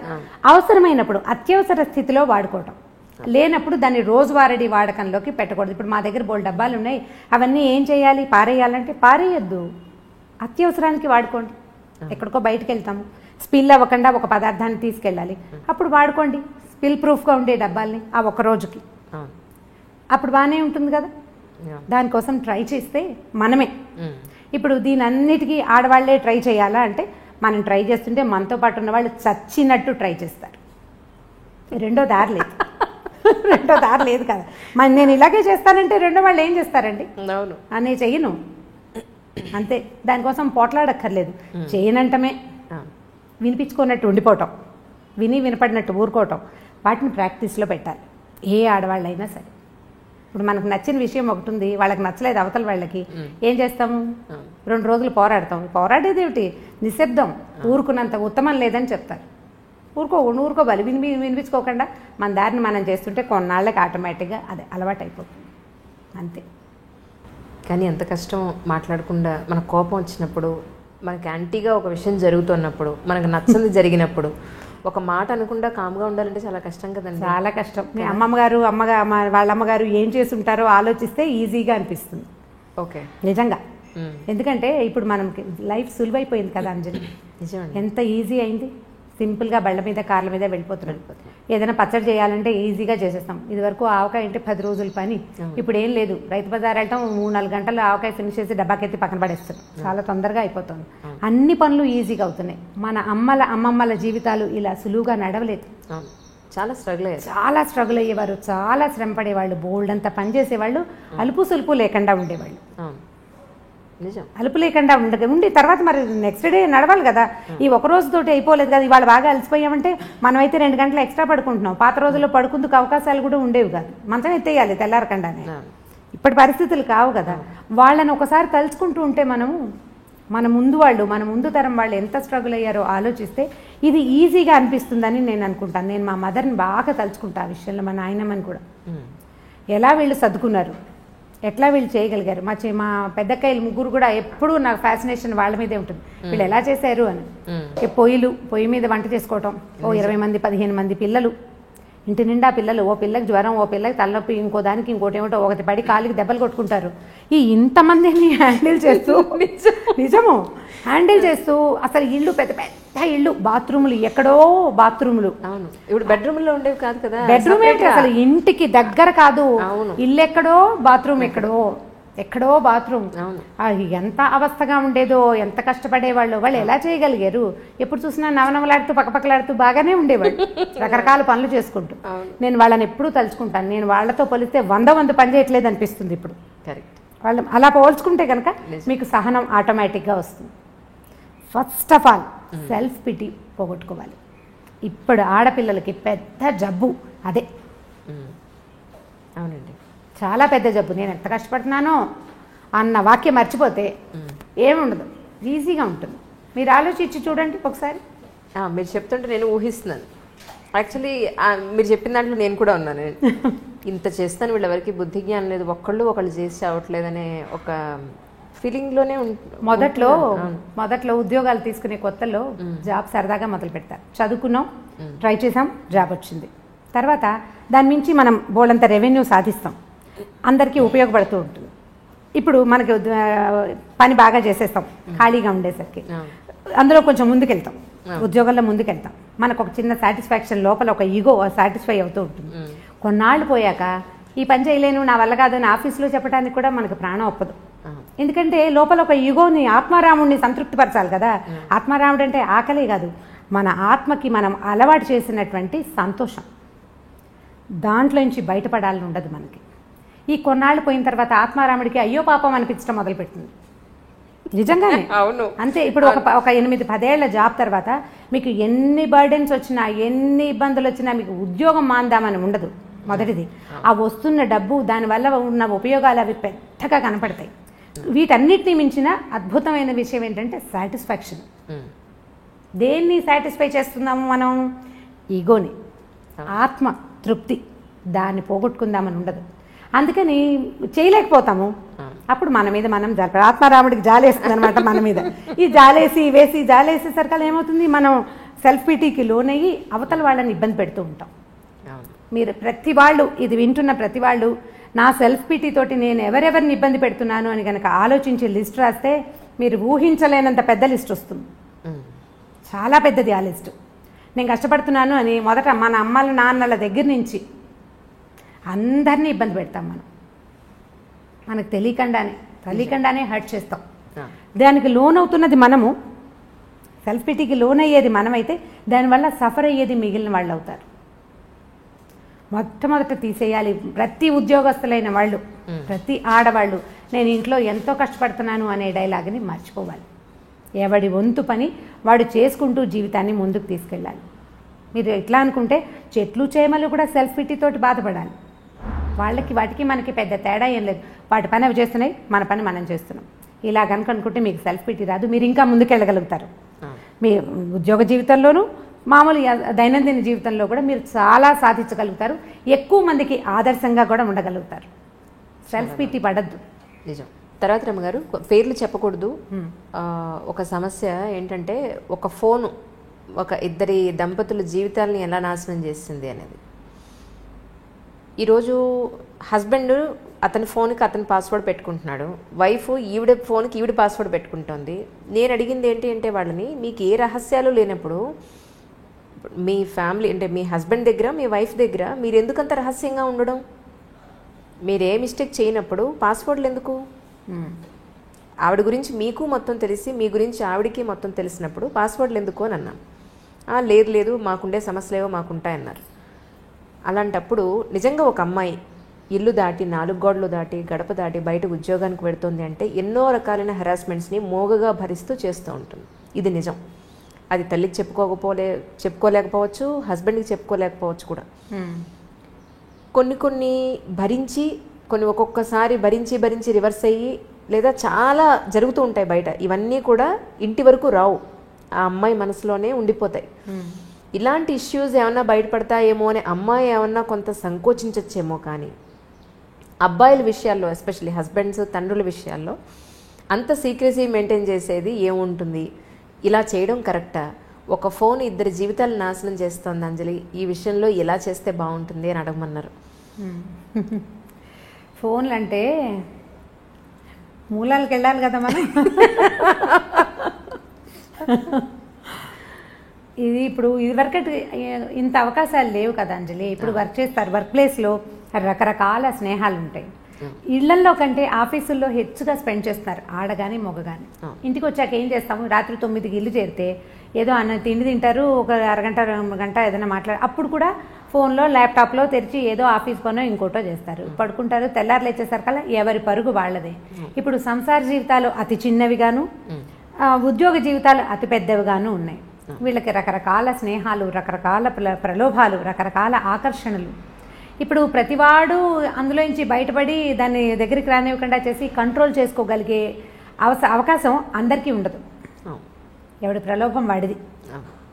ఇప్పుడు వీక్ మూమెంట్స్ అనేవి ఇదివరకు పాత రోజులైతే జీవితానికి 1-2 ఉండేవి. ఇప్పుడు ఎవ్రీడే ఒక వీక్ మూమెంట్ ఉంటుంది, ప్రతిరోజు ఏదో ఒక వీక్ మూమెంట్ ఉంటుంది. ఎందుకంటే వీడిని పట్టి లాగేవి, వెనకాల పట్టుకోగలిగే బంధాలు కొంచెం తక్కువ అవుతున్నాయని అనిపిస్తుంది. మానసికంగా లేవు. మానసికమైన బంధాలు దృఢత్వం లేకపోవటం వల్ల వీళ్ళు ప్రలోభపడడానికి హెచ్చుగా అవకాశం కనిపిస్తోంది ఇప్పుడు ఆడవాళ్ళు మగవాళ్ళు కూడా. ఇందులో మగవాళ్ళు ఇలా చేస్తున్నారు, ఆడవాళ్ళు చేయటం లేదని మీరు అనుకోకండి. నేను ఫెమినిజంకి నేను బాగా వ్యతిరేకిని.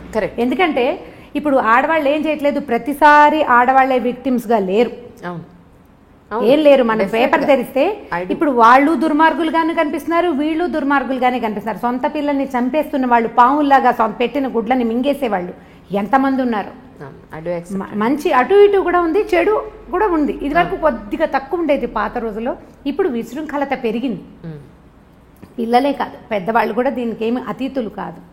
ఇప్పుడు ఇలాంటివి మీరు చెప్పినట్టు ఫోన్ కనుక మధ్యలో ఉంటే ఈ బంధాన్ని బలపరచుకోవడానికి మనం ఏదైనా ట్రై చేయాలి. ఇప్పుడు గొడవ వచ్చింది, ఏదో ఫోన్ వల్లే అనుకుందాము, సెపరేషన్కి దారి తీస్తుంది ఇది. అవును, ఫోన్ని సెపరేట్ అవుతావు, తర్వాత ఏం చేస్తావు? ఈ ప్రలోభం లేని మనుషులు ఉన్నారా ఇప్పుడు లోకంలో? లేరు కదా. సో దీన్ని తెలుసుకుని వదిలిపెట్టేయండి, దాన్ని వదిలించడానికి ప్రయత్నం చేయండి, మాట్లాడుకోండి. మాట్లాడాల్సిందే తప్పిస్తే రెండో దారి లేదు. ఇప్పుడు దీనికి ఎన్ని రకాల కారణాలు ఉంటాయో, వీళ్ళిద్దరికీ ఫ్రెండ్షిప్ సరైనది లేకపోవటం, వైఫ్ అండ్ హస్బెండ్కి సరైన సెన్సిటివిటీ, సన్నిహితత్వం, సాన్నిహిత్యం లేకపోవడం. ఫ్రెండ్షిప్ ఉండటం వేరు, సాన్నిహిత్యం ఉండటం వేరు కదా. భార్యాభర్త ఓన్లీ ఫ్రెండ్స్గా ఉండరు, సన్నిహితంగా ఉంటేనే మన మధ్య బంధం బలపడేందుకు అవకాశం ఉంటుంది. ఇప్పుడు ఇది కూడా తక్కువగా ఉంది. మధ్యలో పిల్లలు, లేకపోతే ఉద్యోగాలు, అది కూడా కాకపోతే ఈగోస్ రకరకాలు, వాళ్ళకో రకం వీళ్ళకో రకం. ఇద్దరు ఒకే ప్రొఫెషన్లో ఉంటే ఓ రకము, చెరుకో ప్రొఫెషన్లో ఉంటే ఇంకో రకము. సంపాదనల్లో హెచ్చుతగ్గులు, తారతమ్యాలు. వాటి వల్ల ఏమవుతుంది, మనం మనుషులము, కలిసి ఉండటానికి పెళ్లి చేసుకున్నాము, కలిసి ముందుకెళ్దాము అనే అవగాహన ఉండటం లేదు ఆడమగకి కూడా. ఎంతసేపు నేను అనేదానికి పెద్ద పీట వేస్తున్నాం. పాత రోజుల్లో కుటుంబం అంటే మేము, మా వాళ్ళు అనేవాళ్ళం కదా. ఒక గుంపు, చిన్న చిన్న గుంపులుగా ఉండేవాళ్ళం. ఈ గుంపు మనము అనేది ఉండేది. క్రమంగా నేను, నా భార్య, నా పిల్లలు వచ్చింది. పెద్ద గుంపు నుంచి చిన్న చిన్న గుంపులు విడిపోయాం మనం. ఓ భర్త, భార్య, భర్త, ఓ 10 మంది పిల్లలు అనుకోండి. ఈ 10 మంది పిల్లల్లో మళ్ళీ సెపరేషన్ వచ్చింది. ఒక భార్య, ఓ భర్త, 1 or 2 పిల్లలు, నేను, నా పెళ్ళాము, నా పిల్లలు. ఇప్పుడు ఇది కూడా పోయి నేను అనేది వచ్చేసింది. అవును, నేను ఒక్కడనే కాను, నాతో పాటు ఓ భార్య ఉంది, ఓ 2 పిల్లలు ఉన్నారు, మేమిద్దరం కొట్టుకుంటే వీళ్ళ మీద ఎటువంటి ఇది వస్తుంది అనేది మగగాని ఆడగాని ఖచ్చితంగా మనం ఆలోచించాలి. పోనీ నువ్వేదో ప్రలోభపడ్డావు, నీకేదో స్నేహాలు ఉన్నాయి, ఏవో ఆకర్షణలు ఉన్నాయి, వీటి వల్ల సంసార జీవితం ఇబ్బందుల్లో పడితే పిల్లలతో పాటు మన పేరెంట్స్, ఆ అమ్మాయి పేరెంట్స్ వీళ్ళు కూడా ఇబ్బంది పడతారు అనే ఆలోచనలు కొంచెం తక్కువగా ఉంటున్నాయి. ప్రధానమైనది ఏంటంటే నేను అనే దానికి పెద్దపీట వేయటం మనం మానేయాలి. ఎవరైనా సరే కొద్దిగా సెల్ఫ్ తగ్గించుకోవాలి. ఒకవేళ అవతల వాళ్ళలో చిన్న తప్పు మనం కనిపెట్టామనుకుందాం, మీరు క్షమిస్తారా అని నన్ను అడగండి. కొంత క్షమించాలి. కొంత క్షమాగుణం కనుక మనం అలవర్చుకుంటే ఏదో చిన్న పొన్న తప్పుని లెట్ గో చేయటం నేర్చుకోండి. ఒక చిన్న తప్పు దీన్ని రిపీట్ చేయొద్దు. ఇప్పుడు మన పిల్లాడు అనుకోండి, మన కొడుకు లేదా మన కూతురు ఏదో పొరపాటు చేస్తారు, ఓ 2 చెంపకాయలు కొట్టి ఏదో తిట్టి ఒక పూట మనం కూడా అన్నం తింటాం మానేసి యథాశక్తి ఏడ్చి ఏం చేస్తాము, పిల్లని వెళ్ళిపో మా ఇంట్లో నుంచి అంటామా? అనం కదా, సర్దు కూరుకుంటాం. దాన్ని బ్రెయిన్లో ఒక పక్కన ఎక్కడో చుక్కలాగా పెట్టుకుంటాం, దాన్ని దాచిపెడతాం. నలుగురు ముందు మా అబ్బాయి ఇలా చేశాడని చెప్తారా మీరు? చెప్పరు, దాచిపెడతారు. మీరు అలాంటి క్షమాగుణం ఆడ మగ అలవర్చుకుంటే కనుక కొంచెం పర్వాలేదేమో అని అనిపిస్తుంది. నీకు తెలిస్తే చాలా ఆగట్లేదు, ఉద్వేగం కష్టంగా ఉంది లోపల, వీడు నన్ను చీట్ చేశాడు లేదా ఇది నన్ను చీట్ చేసిందని మీకు అనిపిస్తోంది కష్టం కడుపులో. దాన్ని ఎవరితోటైనా క్లోజ్ ఫ్రెండ్స్ తోటి, ఆ ఫ్రెండ్షిప్ ఎలా ఉండాలి, నూతులోకి రాయి వేస్తే రాయి నిదానంగా వెళ్ళిపోతుంది అడుగుకి, అలా కూడా రాదు పైకి. అలాంటి స్నేహం ఎవరితోటి ఉందో వాళ్ళతోటి షేర్ చేసుకోండి. ఎంత కష్టమో ఈరోజు అలాంటి స్నేహం, చాలా కష్టం, చాలా కష్టం. మనం ఒక మాట చెప్తే దానికి చిలవలు పలవలు చేసేసి దానికి మసాలా యాడ్ చేసి మళ్ళీ ఎక్కడెక్కడి నుంచో మళ్ళీ తిరిగి మనకే వస్తుంది. అవును, మనం చెప్పిన ఒక సెంటెన్స్ 100 రకాల సెంటెన్సులుగా మన దగ్గరకు వస్తుంది. అవును, దీనికి ప్రయత్నం చేసి చూడండి. ఒకసారి లెట్ గో చేయటం వల్ల, క్షమించటం వల్ల మీకు లైఫ్ ఈజీ అవుతుంది. ఈ సమస్యలు వస్తున్నాయి, ఉన్నాయి, ఇంటింటా ఉన్నాయి. ఏదో 10 ఇళ్ళకి ఒకటి కాకుండా ఆల్టర్నేట్ ఇళ్లలో కూడా కనిపిస్తుంది.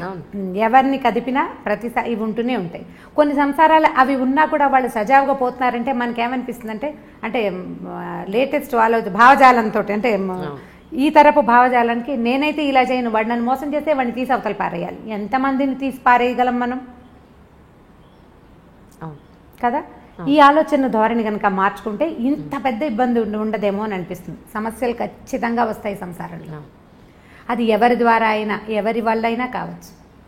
అది మరీ పెద్దది అనుకోండి, క్షమించేసి తలోగ్యం ఉండమని నేను చెప్పను, కానీ చిన్న వాటిని వదిలేయచ్చు. పిల్లల్లో చిన్న చిన్న తప్పులు మనం క్షమిస్తాం కదా, అట్లా పార్ట్నర్లో తప్పులు కూడా మనం క్షమించగలిగితే కొద్దిగా చూసి చూడనట్టు ఊరుకుంటే, మాట్లాడకుండా చూసి చూడనట్టు ఊరుకున్నామంటే వాళ్ళు రెచ్చిపోయే అవకాశం ఉంది.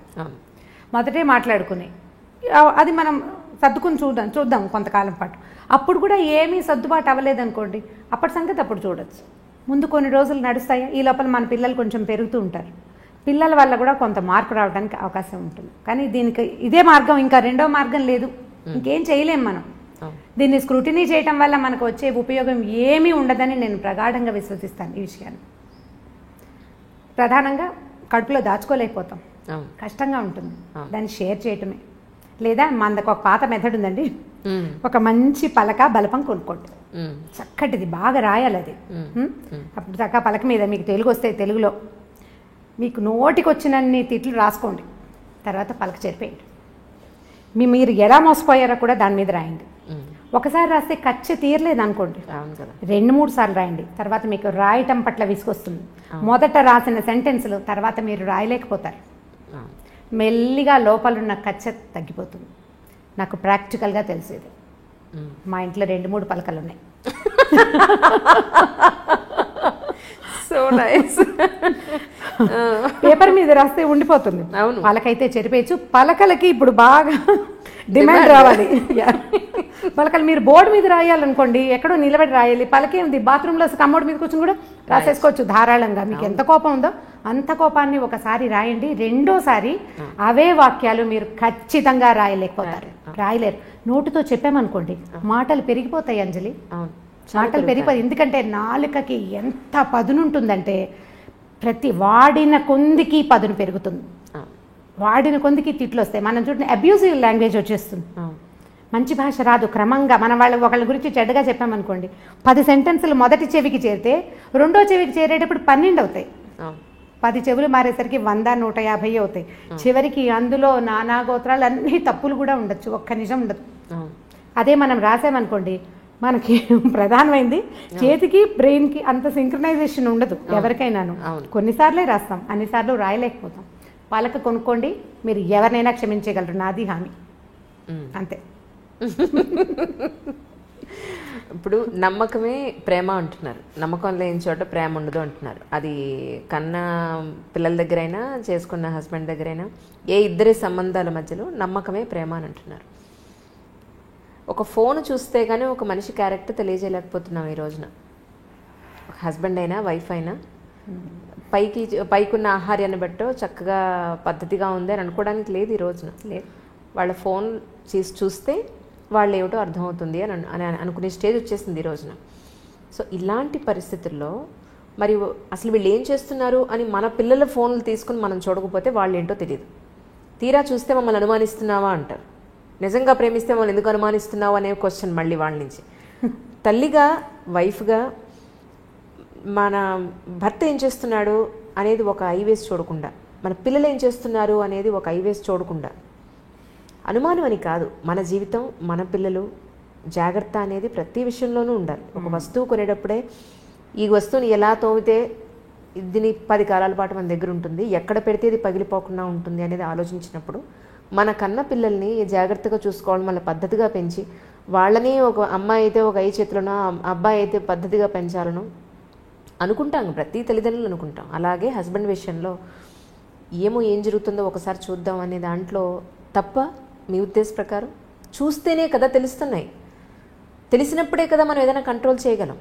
చూడడమే తప్పంటే చూడడం తప్పు అంటే దాన్ని ఇంకా పూర్తిగా చేసినా కూడా దాన్ని యాక్సెప్ట్ చేసేసి ఉండమని మీరు చెప్పడం. దీని ఆన్సర్ మీరే చెప్పారు.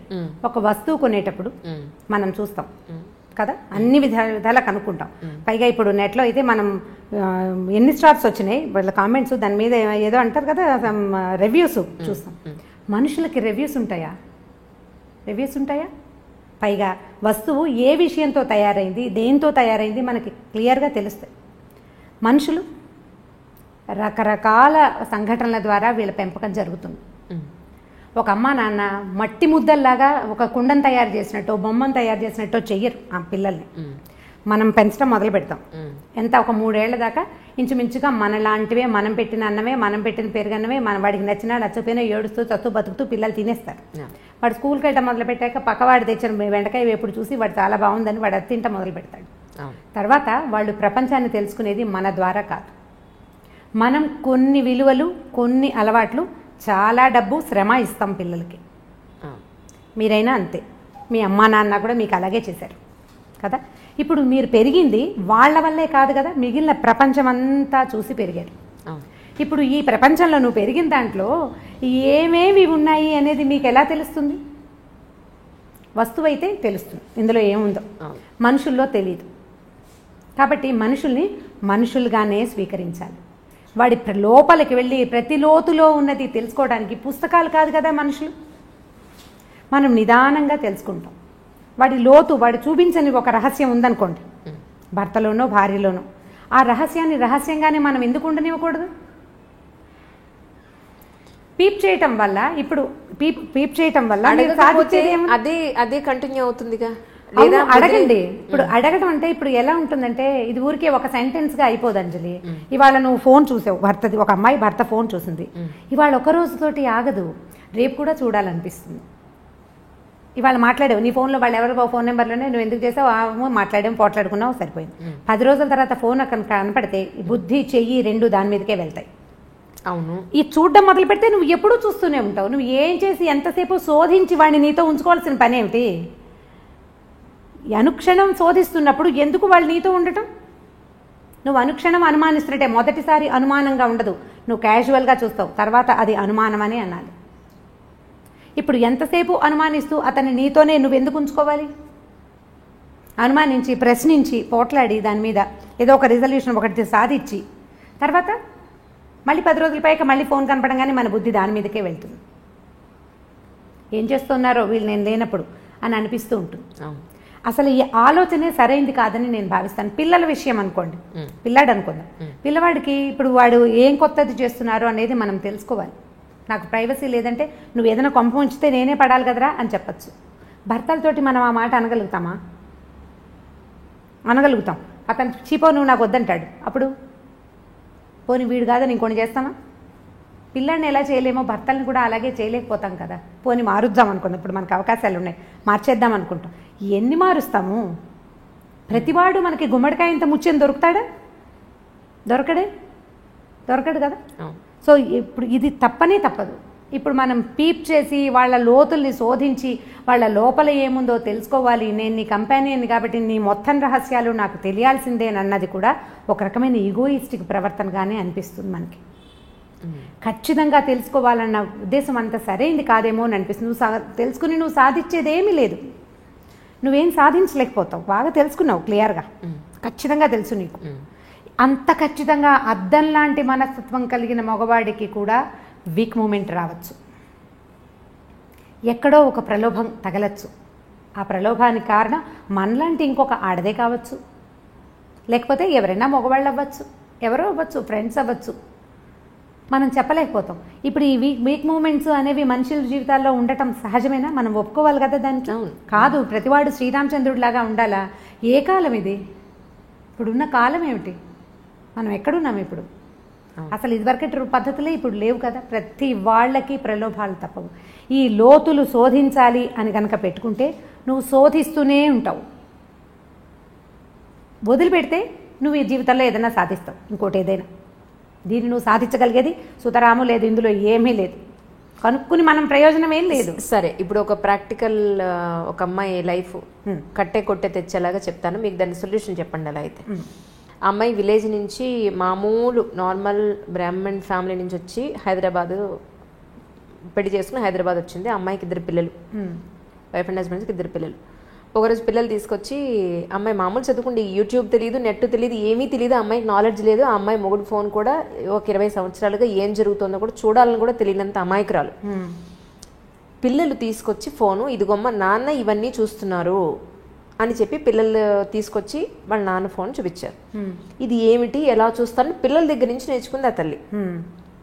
చూసిన తర్వాత మొగుడిని పిలిచి అడిగింది, పిల్లలు చూపిస్తున్నారు ఇలా మీరు చూస్తున్నారని, ఇవి వాళ్ళు కూడా చూస్తున్నారు, మీరు ఈరోజు ఏం చూసారు, నిన్నేం చూసారు, గత 5 ఏళ్లుగా మీరు చూసేవన్నీ పిల్లలు కూడా చూస్తున్నారు, సో ఇలా మీరు చెయ్యొద్దు అని చెప్పింది. నేను ఇలాగే చేస్తాను, నీకు ఇష్టం ఉంటే ఉండు, లేకపోతే వెళ్ళిపో అన్నాడు. మీ నీడ పిల్లల మీద కూడా పడకూడదు అని అంది. ఓకే అంటే ఆయన వన్ ఫైన్ మార్నింగ్ ఆయన తాగే ఔన్స్ గ్లాస్తో సహా తీసుకుని వెళ్ళిపోయాడు. ఈవిడికి ప్రాపర్ ఎడ్యుకేషన్ లేదు, ప్రాపర్ ప్రొఫెషన్ లేదు, 2 పిల్లలు, ఎలా బతుకుతుందని వెళ్ళిపోయాడు అతను. ఇప్పటికి 5 ఏళ్ళు అయింది. అసలు అతనికి బాధ్యత ఉందంటారా? ఎక్కడుంది బాధ్యత? లేదు కదా. మరి ఇప్పుడు అడగడమే తప్పంటున్నారు. ఫోన్ అక్కడ చూడలేదు అమ్మాయి. మరి పిల్లలు చూసి ఇప్పుడు ఎవరికి తప్పు, ఎవరి జీవితం ఇప్పుడు మట్టిలో కలిసిపోతుంది అక్కడ. ఇది పాయింట్. ఇవి కొన్ని కేసులే కదా అంట. అవును, ఇది ఇలాంటిది ఒక కేసు. అవును. ఇప్పుడు ఈ అమ్మాయికి సొల్యూషన్ ఏంటంటే పోలీస్ కేసు పెట్టడమే. ఇప్పుడు నేనేమంటున్నాను, ఇంత ఎక్సెంట్రిక్ థింగ్ లోకి వెళ్ళిపోతే, ఇంత ఎక్స్ట్రీమిటీలోకి వెళ్ళిపోతే తప్పకుండా దీనికి లీగల్ గా ప్రొసీడ్ అవ్వాల్సిందే, తప్పకుండా సెపరేషన్ తీసుకోవాల్సిందే. ఇప్పుడు ఇలాంటిది వాళ్ళ ఎవరి జీవితంలో అయిందని ప్రతి వాళ్ళ జీవితాల్లో ఎలా అవుతాయి? ఇది అందరికీ అవ్వదు. పైగా ఇప్పుడు మీరు చెప్పిన కేసులో ఈ అమ్మాయి చదువుకోలేదు, ఆ అమ్మాయికి తెలియదు. ఇప్పుడు జనరల్ గా శోధించదలుచుకునే వాళ్ళు భర్త ఏం చూస్తున్నాడు, అతని ఫోన్ ఎలా ఆపరేట్ చేస్తాడు, లేదా దానికి ఏదో నెంబర్ పెట్టాడు, ఈ అమ్మాయి దాన్ని డీకోడ్ చేసి సాధించేయగలుగుతుంది. ఇప్పుడు సపోజ్ వీళ్ళు మళ్ళీ కలిసిన్నా లేదా ఈ అమ్మాయి వేరే పెళ్లి చేసుకున్నా, ఈ అమ్మాయి మనసులో థాట్ ఏముంటుంది, అమ్మో ఈయన మళ్ళీ ఏం చేస్తున్నాడో ఒకసారి చూద్దామని అనిపిస్తుందా, అనిపించదు? దాన్నే కదా చెప్తున్నాడు, మీరు కిల్ చేసుకోవాల్సింది దేన్ని. ఇప్పుడు వస్తువు పనిచేస్తుందో లేదో చూసి మనం షాప్లో టెస్ట్ చేసుకున్నట్టుగా మనుషుల్ని టెస్ట్ చేయకూడదు. టెస్ట్ చేస్తే నువ్వు బతకలేవు, వాళ్ళ సంగతి పక్కకు పెట్టు, మనం హాయిగా ఉండాలా ముందు. ఇప్పుడు పిల్లలది కూడా వెతకద్దంటారు. పిల్లల్ని చూడండి, పిల్లల్ని చూడొచ్చని చెప్తున్నాను నేను. పిల్లలది శోధించాలి, మగవాళ్ళది కూడా శోధించండి 1 టైం ఒకసారి మాట్లాడు. ఈ మాట్లాడుకున్న తర్వాత నీ బుద్ధిని అటువైపు వెళ్ళనివ్వకుండా ఉండే వ్యాపకం ఏదైనా మీరు పెట్టుకోవాలి. ఒకసారి కనుక మనకి లోపల అనుమానం పురుగు ప్రవేశించిందా, ఇక దాన్ని బయట పెట్టలేము. అది ఈగో ఎలాంటి పురుగో అనుమానం కూడా అలాంటిదే. అనుమానం పెనుభూతం అని చెప్పి వాళ్ళు చిన్నప్పుడు, అది పోదు, వదిలిపెట్టదు మనని. ఇప్పుడు అనుమానంగా కాదు, యాదృచ్ఛికంగా చూసావు, దాని మీద సెర్చ్ చేసావు, నీకు తెలిసింది, అతన్ని అడిగేవు, లేదా అతను ఆ మగవాడే అమ్మాయిని అడిగాడు. ప్రతిసారి ఇలా మాట్లాడితే మేము ఏమే చేస్తామా అని వీళ్ళు పోట్లాడతారు. వాళ్ళు అడిగారు, మీరు మాట్లాడుకున్నారు, ఇది చెయ్యొద్దు, ఇలాంటివి పనికిరావు, ఇది రేపొద్దున బయట పెడితే మన పిల్లల జీవితాలు ఇలా అవుతాయని మీరు సాయిదా పాయిదాగా మాట్లాడుకోండి. కొంత దీని మీద అదుపు సాధించండి ఎంతో కొంత, తర్వాత లెట్ గో చెయ్యండి. కానీ ప్రతిరోజు నువ్వు శోధిస్తాను, ప్రతిరోజు నేను ఎక్కడికి వెళ్తున్నాడో స్పై చేస్తాను అంటే అది తప్పు కాదు. దానివల్ల వాళ్ళు తప్పు అమర్యాద కాదు, నువ్వు హాయిగా ఉండవు కదా. అవును, నువ్వు హాయిగా ఉండ, ప్రశాంతత ఏది జీవితానికి? ఇంకా ఇక ప్రశాంతత లేదు, నువ్వు తింటున్నా పడుకుంటున్నా ఎక్కడికైనా వెళ్ళినా ఏం కొంప మునిగిపోతుందో, ఇక నీ జీవితానికి స్థిమితమే లేనప్పుడు ఇంకా కలిసి ఉండటానికి ఏమీ అర్థం లేదు. ఇప్పుడు మగవాళ్ళ సంగతి చూద్దాం. ఒకదేదో బ్యాడ్ థింగ్ జరిగింది అనుకుందాం, మిగిలిన గుడ్ థింగ్స్ అన్నీ చిన్నవైపోతాయి కదా. అవును కదా, మనం ఏం చేయొచ్చు, ఈ గుడ్ థింగ్స్ని కొంచెం పెద్దవిగా ఆలోచిస్తే ఈ బ్యాడ్ థింగ్ చిన్నదిగా తోస్తుంది మనకి. సో అల్టిమేట్గా అడ్జస్ట్ అవ్వండి అని చెప్తున్నారు. ఖచ్చితంగా అడ్జస్ట్ అవ్వాల్సింది. ఏమిటి సమస్య తీవ్రంగా ఉంటే వదిలేయండి. ప్రతిసారి ఇదే చెప్తాను నేను, మీరు ఎన్ని ప్రశ్నలు అడిగినా నేను ఇదే చెప్తాను. సమస్య తీవ్రమైతే, నువ్వు తప్పించుకోలేని స్థితి వస్తే ఖచ్చితంగా తెంపేయటమే, ఏదైనా సరే, ఎవరితోటైనా, అటు పెద్దవాళ్ళతో కానీ పిన్నవాళ్ళతో కానీ పార్ట్నర్ తోటి కానీ. కానీ చిన్నపాటి సమస్యల్ని భూతద్దంలో నుంచి చూసి దాన్ని బాగా పెద్దది మీరే ఆలోచనల్లో చేసుకుని తెంపుడికి వెళ్ళొద్దు, జాగ్రత్త పడండి. పోనీ నీ జీవితం, నీతో పాటు పిల్లలు ఉన్నారనుకోండి, పిల్లలుంటే మరి వీళ్ళని సరిగ్గా తీసుకెళ్లాలా, వీళ్ళకు కూడా జీవితం మీద అనుమానం కలుగుతుంది కదమ్మా. మీరు అది ఆలోచిస్తున్నారా అసలు? ఇప్పుడు నాకు అనుమానం కలిగింది అనుకుందాం, ఎవరో ఒక స్త్రీకి భర్త మీద అనుమానం కలిగింది, మగవాళ్ళు ఇంతే ఇంతే ఇంతే ఇంతే మగవాళ్ళు ఇలాగే చేస్తారని నమ్మితే మోసం చేస్తారు. ఓకే, ఈ పిల్లవాడు మగపిల్లాడు ఉంటే వాడేమనిపిస్తుంది, మగవాడు మోసం చేయొచ్చు అనే భావన మగపిల్లాడికి. ఆడపిల్లలకి మగవాళ్ళు ఎప్పుడు ఇలాగే చేస్తారు కాబట్టి మగ పెదవులు నమ్మకూడదని ఆడపిల్లలకి. మనం ఇద్దరిని చెడగొట్టామా, దీనివల్ల ఇంకో 2 చెడిపోతారు రేపొద్దున. ఎంతమందిని చెడగొట్టినట్టు? పైగా జీవితానుభవాలు ఎవరివి వాళ్ళవే కానీ రెండో వాళ్ళవిగా ఉండవు. మన జీవితానుభవాన్ని మనం చూసి ఆడపడుచులతోటో అత్తగారితోటో భర్తలతోటో ఇబ్బంది పడి జీవితం ఇలాగే ఉంటుందని పిల్లలకి ప్రబోధిస్తాం. నీ జీవితం ఉందని నీ తోటి ఉన్న వాళ్ళ జీవితాలు అలా ఉండకపోవచ్చు. అక్క చెల్లెళ్ళ జీవితాలు కూడా ఒకళ్ళకి తాగుబోతు మొగుళ్ళు దొరుకుతారు, రెండో వాడు బంగారకొండ కావచ్చు, రెండో అల్లుడు, మనం చెప్పలేకపోతాం. ఇప్పుడు దీన్ని చూసి ఇది అది ఒకేలా ఎలా ఉంటాయి? మనకి చేతి వేళ్ళే ఒకలా లేవు కదా. ఇప్పుడు మనం ఇంప్రెషన్ ఇవ్వకూడదు కదా, పిల్లలకి అభద్రతా భావాన్ని కలిగించకూడదు. ఇప్పుడు ఒకళ్ళే ఉంటే మీరు కొట్టుకున్నారు, సరే ఏదో సెపరేట్ అయ్యారనుకో. పిల్లలు ఉన్నప్పుడు పిల్లల పెరుగుదలతోటి ఇబ్బంది వేరేది, వీళ్ళకి చదువులు ఎట్లాగా, వీళ్ళకి సంపాదన ఎట్లాగా, వీళ్ళని సెటిల్ చేయటం ఎట్లాగా, ఇవన్నీ శేష ప్రశ్నలే. ఇవి కాకుండా వాళ్ళ మనసులు రేపొద్దున ఎలా అవుతాయి అనేది చూడాలి. ఇప్పుడు ఒక భర్త తాగొచ్చి భార్యని కొడతాడు అనుకోండి, తాగబోతు మొగుళ్ళు దెబ్బలు తినే పెళ్ళాల కథలు కూడా బోల్డ్ చదువుతుండేవాళ్ళం ఇది వరకు, ఇప్పుడు కొంచెం తక్కువ ఉన్నాయి. తను కొడతాడు, ఈ పిల్లలు చూస్తూ ఉంటారు, 3-4 మగ పిల్లలు ఉంటారు, వాళ్ళకి వాళ్ళ అమ్మని రక్షించాలని ఉంటుంది, చాలా తండ్రి మీద అయిష్టం ఏర్పడుతుంది, పెళ్ళాలను బాగా చూసుకోవాలని చిన్నప్పుడు అనిపిస్తుంది. కానీ వాళ్ళు పెళ్ళిళ్ళు అయ్యాక వీక్ మూమెంట్తో పిల్లలు చేతులు ఎత్తేస్తారు. 4 పిల్లలు ఉంటే 3 కనీసం భార్యల్ని కొట్టేవాళ్ళుగా తయారవుతారు, ఒకడే బెటర్గా ఉంటాడు. భార్యల్ని అదుపులో ఉంచడానికి ప్రయత్నం చేస్తారు, ఎందుకంటే వాళ్ళు అదే చూస్తూ పెరుగుతారు. తాగటం తప్పు కాదనిపిస్తుంది, చిన్నప్పుడు అసహించుకుంటారు, చీచీ తాగకూడదని. కానీ కొంచెం పెద్ద అయ్యాక దాని మీద ఏం అదుపు ఉండదు, ఎందుకంటే వాడి సబ్కాన్షియస్లో అది ఫిక్స్ అయిపోయి ఉంటుంది. ఆడపిల్లలు కూడా అత్తవారితో అడ్జస్ట్ అవ్వకపోవడానికి సగం కారణం తల్లులే. ఎందుకంటే వీళ్ళు అత్తగారులు దుర్మార్గులని, ఆడపడుచులు పాపిష్టి వాళ్ళని వీళ్ళు మాట్లాడి మాట్లాడి మాట్లాడి పిల్లల బుర్రలో దాన్ని ఫిక్స్ చేసేస్తారు. మన జీవితానుభవం మన పిల్లల జీవితానుభవాలు కావు, సాధారణంగా జరగదు అట్లా. కానీ ఇప్పుడు నేను అవస్థపడ్డాను, నా పిల్లకి తెలియచేయాలి అని అనుకుంటాం. అది ఎలా అంటే పరిగెడితే పడతాం, తడిగా ఉన్న నేల మీద గబగబా నడిస్తే జారి పడిపోతాం అన్నంత కామన్ థింగ్గా మనం వ్యక్తులతోటి సంబంధాలను కూడా జనరలైజ్ చేసేస్తాం. బురదలో నడిస్తే పడతాం మా కదా, బురదలో నడిస్తే పడిపోతాం. ఇప్పుడు మనం పల్లెటూరు వెళ్ళామనుకోండి, ఎవరైనా పల్లెటూరులో ఉన్నవాళ్ళు, పల్లెటూరు వెళ్ళిన వాళ్ళు దీన్ని అబ్జర్వ్ చేసి చూడండి. ఈ బురదలో నడుస్తూ ఉండగా జారిన గుర్తులు 2-3 చోట్లే కనపడతాయి. పల్లెటూరు వాళ్ళకి బొటన వేలు బురదలోకి గుచ్చి నడవడం ఆటోమేటిక్గా వచ్చేస్తుంది బై ప్రాక్టీస్. కొత్తగా వెళ్ళిన వాళ్ళు లేదా ఏదైనా పాల్మాలిపోయి అంటే ఎక్కడో ఏదో ధ్యాసలో ఉండి నడిచే వాళ్ళే జారుతారు, అందరూ జారి పడిపోరు. మరి జనరల్గా అయితే బురదలో జారి పడాలి కదా, వాళ్ళంతా ఎలా తిరిగేస్తున్నారు? సో దాన్ని జనరలైజ్ చేయడానికి వీల్లేదు. జీవితాలు కూడా అంతే. ఇప్పుడు ఈ అమ్మాయి మొగుడు భర్తతో ఇబ్బంది పడింది, తన ఫ్రెండ్స్ అందరికీ చెప్తుంది, కొత్తగా పెళ్ళైన మేనగోడలు కూడా వస్తే ముందు నుంచి చూసుకుంటూ ఉండు, మగవాళ్ళు ఇలా చేస్తారంటే ఏ అనుమానము లేని పిల్లకి కూడా మొగుడు ఫోన్ టెస్ట్ చేయాలని ఉంటుంది. నువ్వు ఎందుకు పాస్వర్డ్ పెట్టుకున్నావు, నువ్వు నన్ను మోసం చేస్తావా అని ముందే అడగటం మొదలు పెడతారు. వాడు అందులో బ్యాంక్ కార్డులో బ్యాంక్ నెంబర్లో ఏవో పెట్టుకుంటాడు, అకౌంట్ నెంబర్లో, ఆ జాగ్రత్తగా వాడు పాస్వర్డ్ పెట్టుకుంటాడు. ఈ పిల్ల ముందు నుంచే స్టార్ట్ చేస్తుంది. ఇది ఎందుకంటే ముందు చూసిన జీవితానుభవం వల్ల. ఎవరి జీవితానుభవం వాళ్ళదే, మీకు అయిందని పక్క వాళ్ళకి అవుతుందని లేదు. సక్సెస్ఫుల్ మ్యారేజెస్ సగం పెళ్ళిళ్ళు కాదు, ఇంకా అనకూడదు అట్లా. 90% సక్సెస్ఫుల్ మ్యారేజెస్ లెట్ గో చేయటం వల్లే సక్సెస్ అవుతాయి.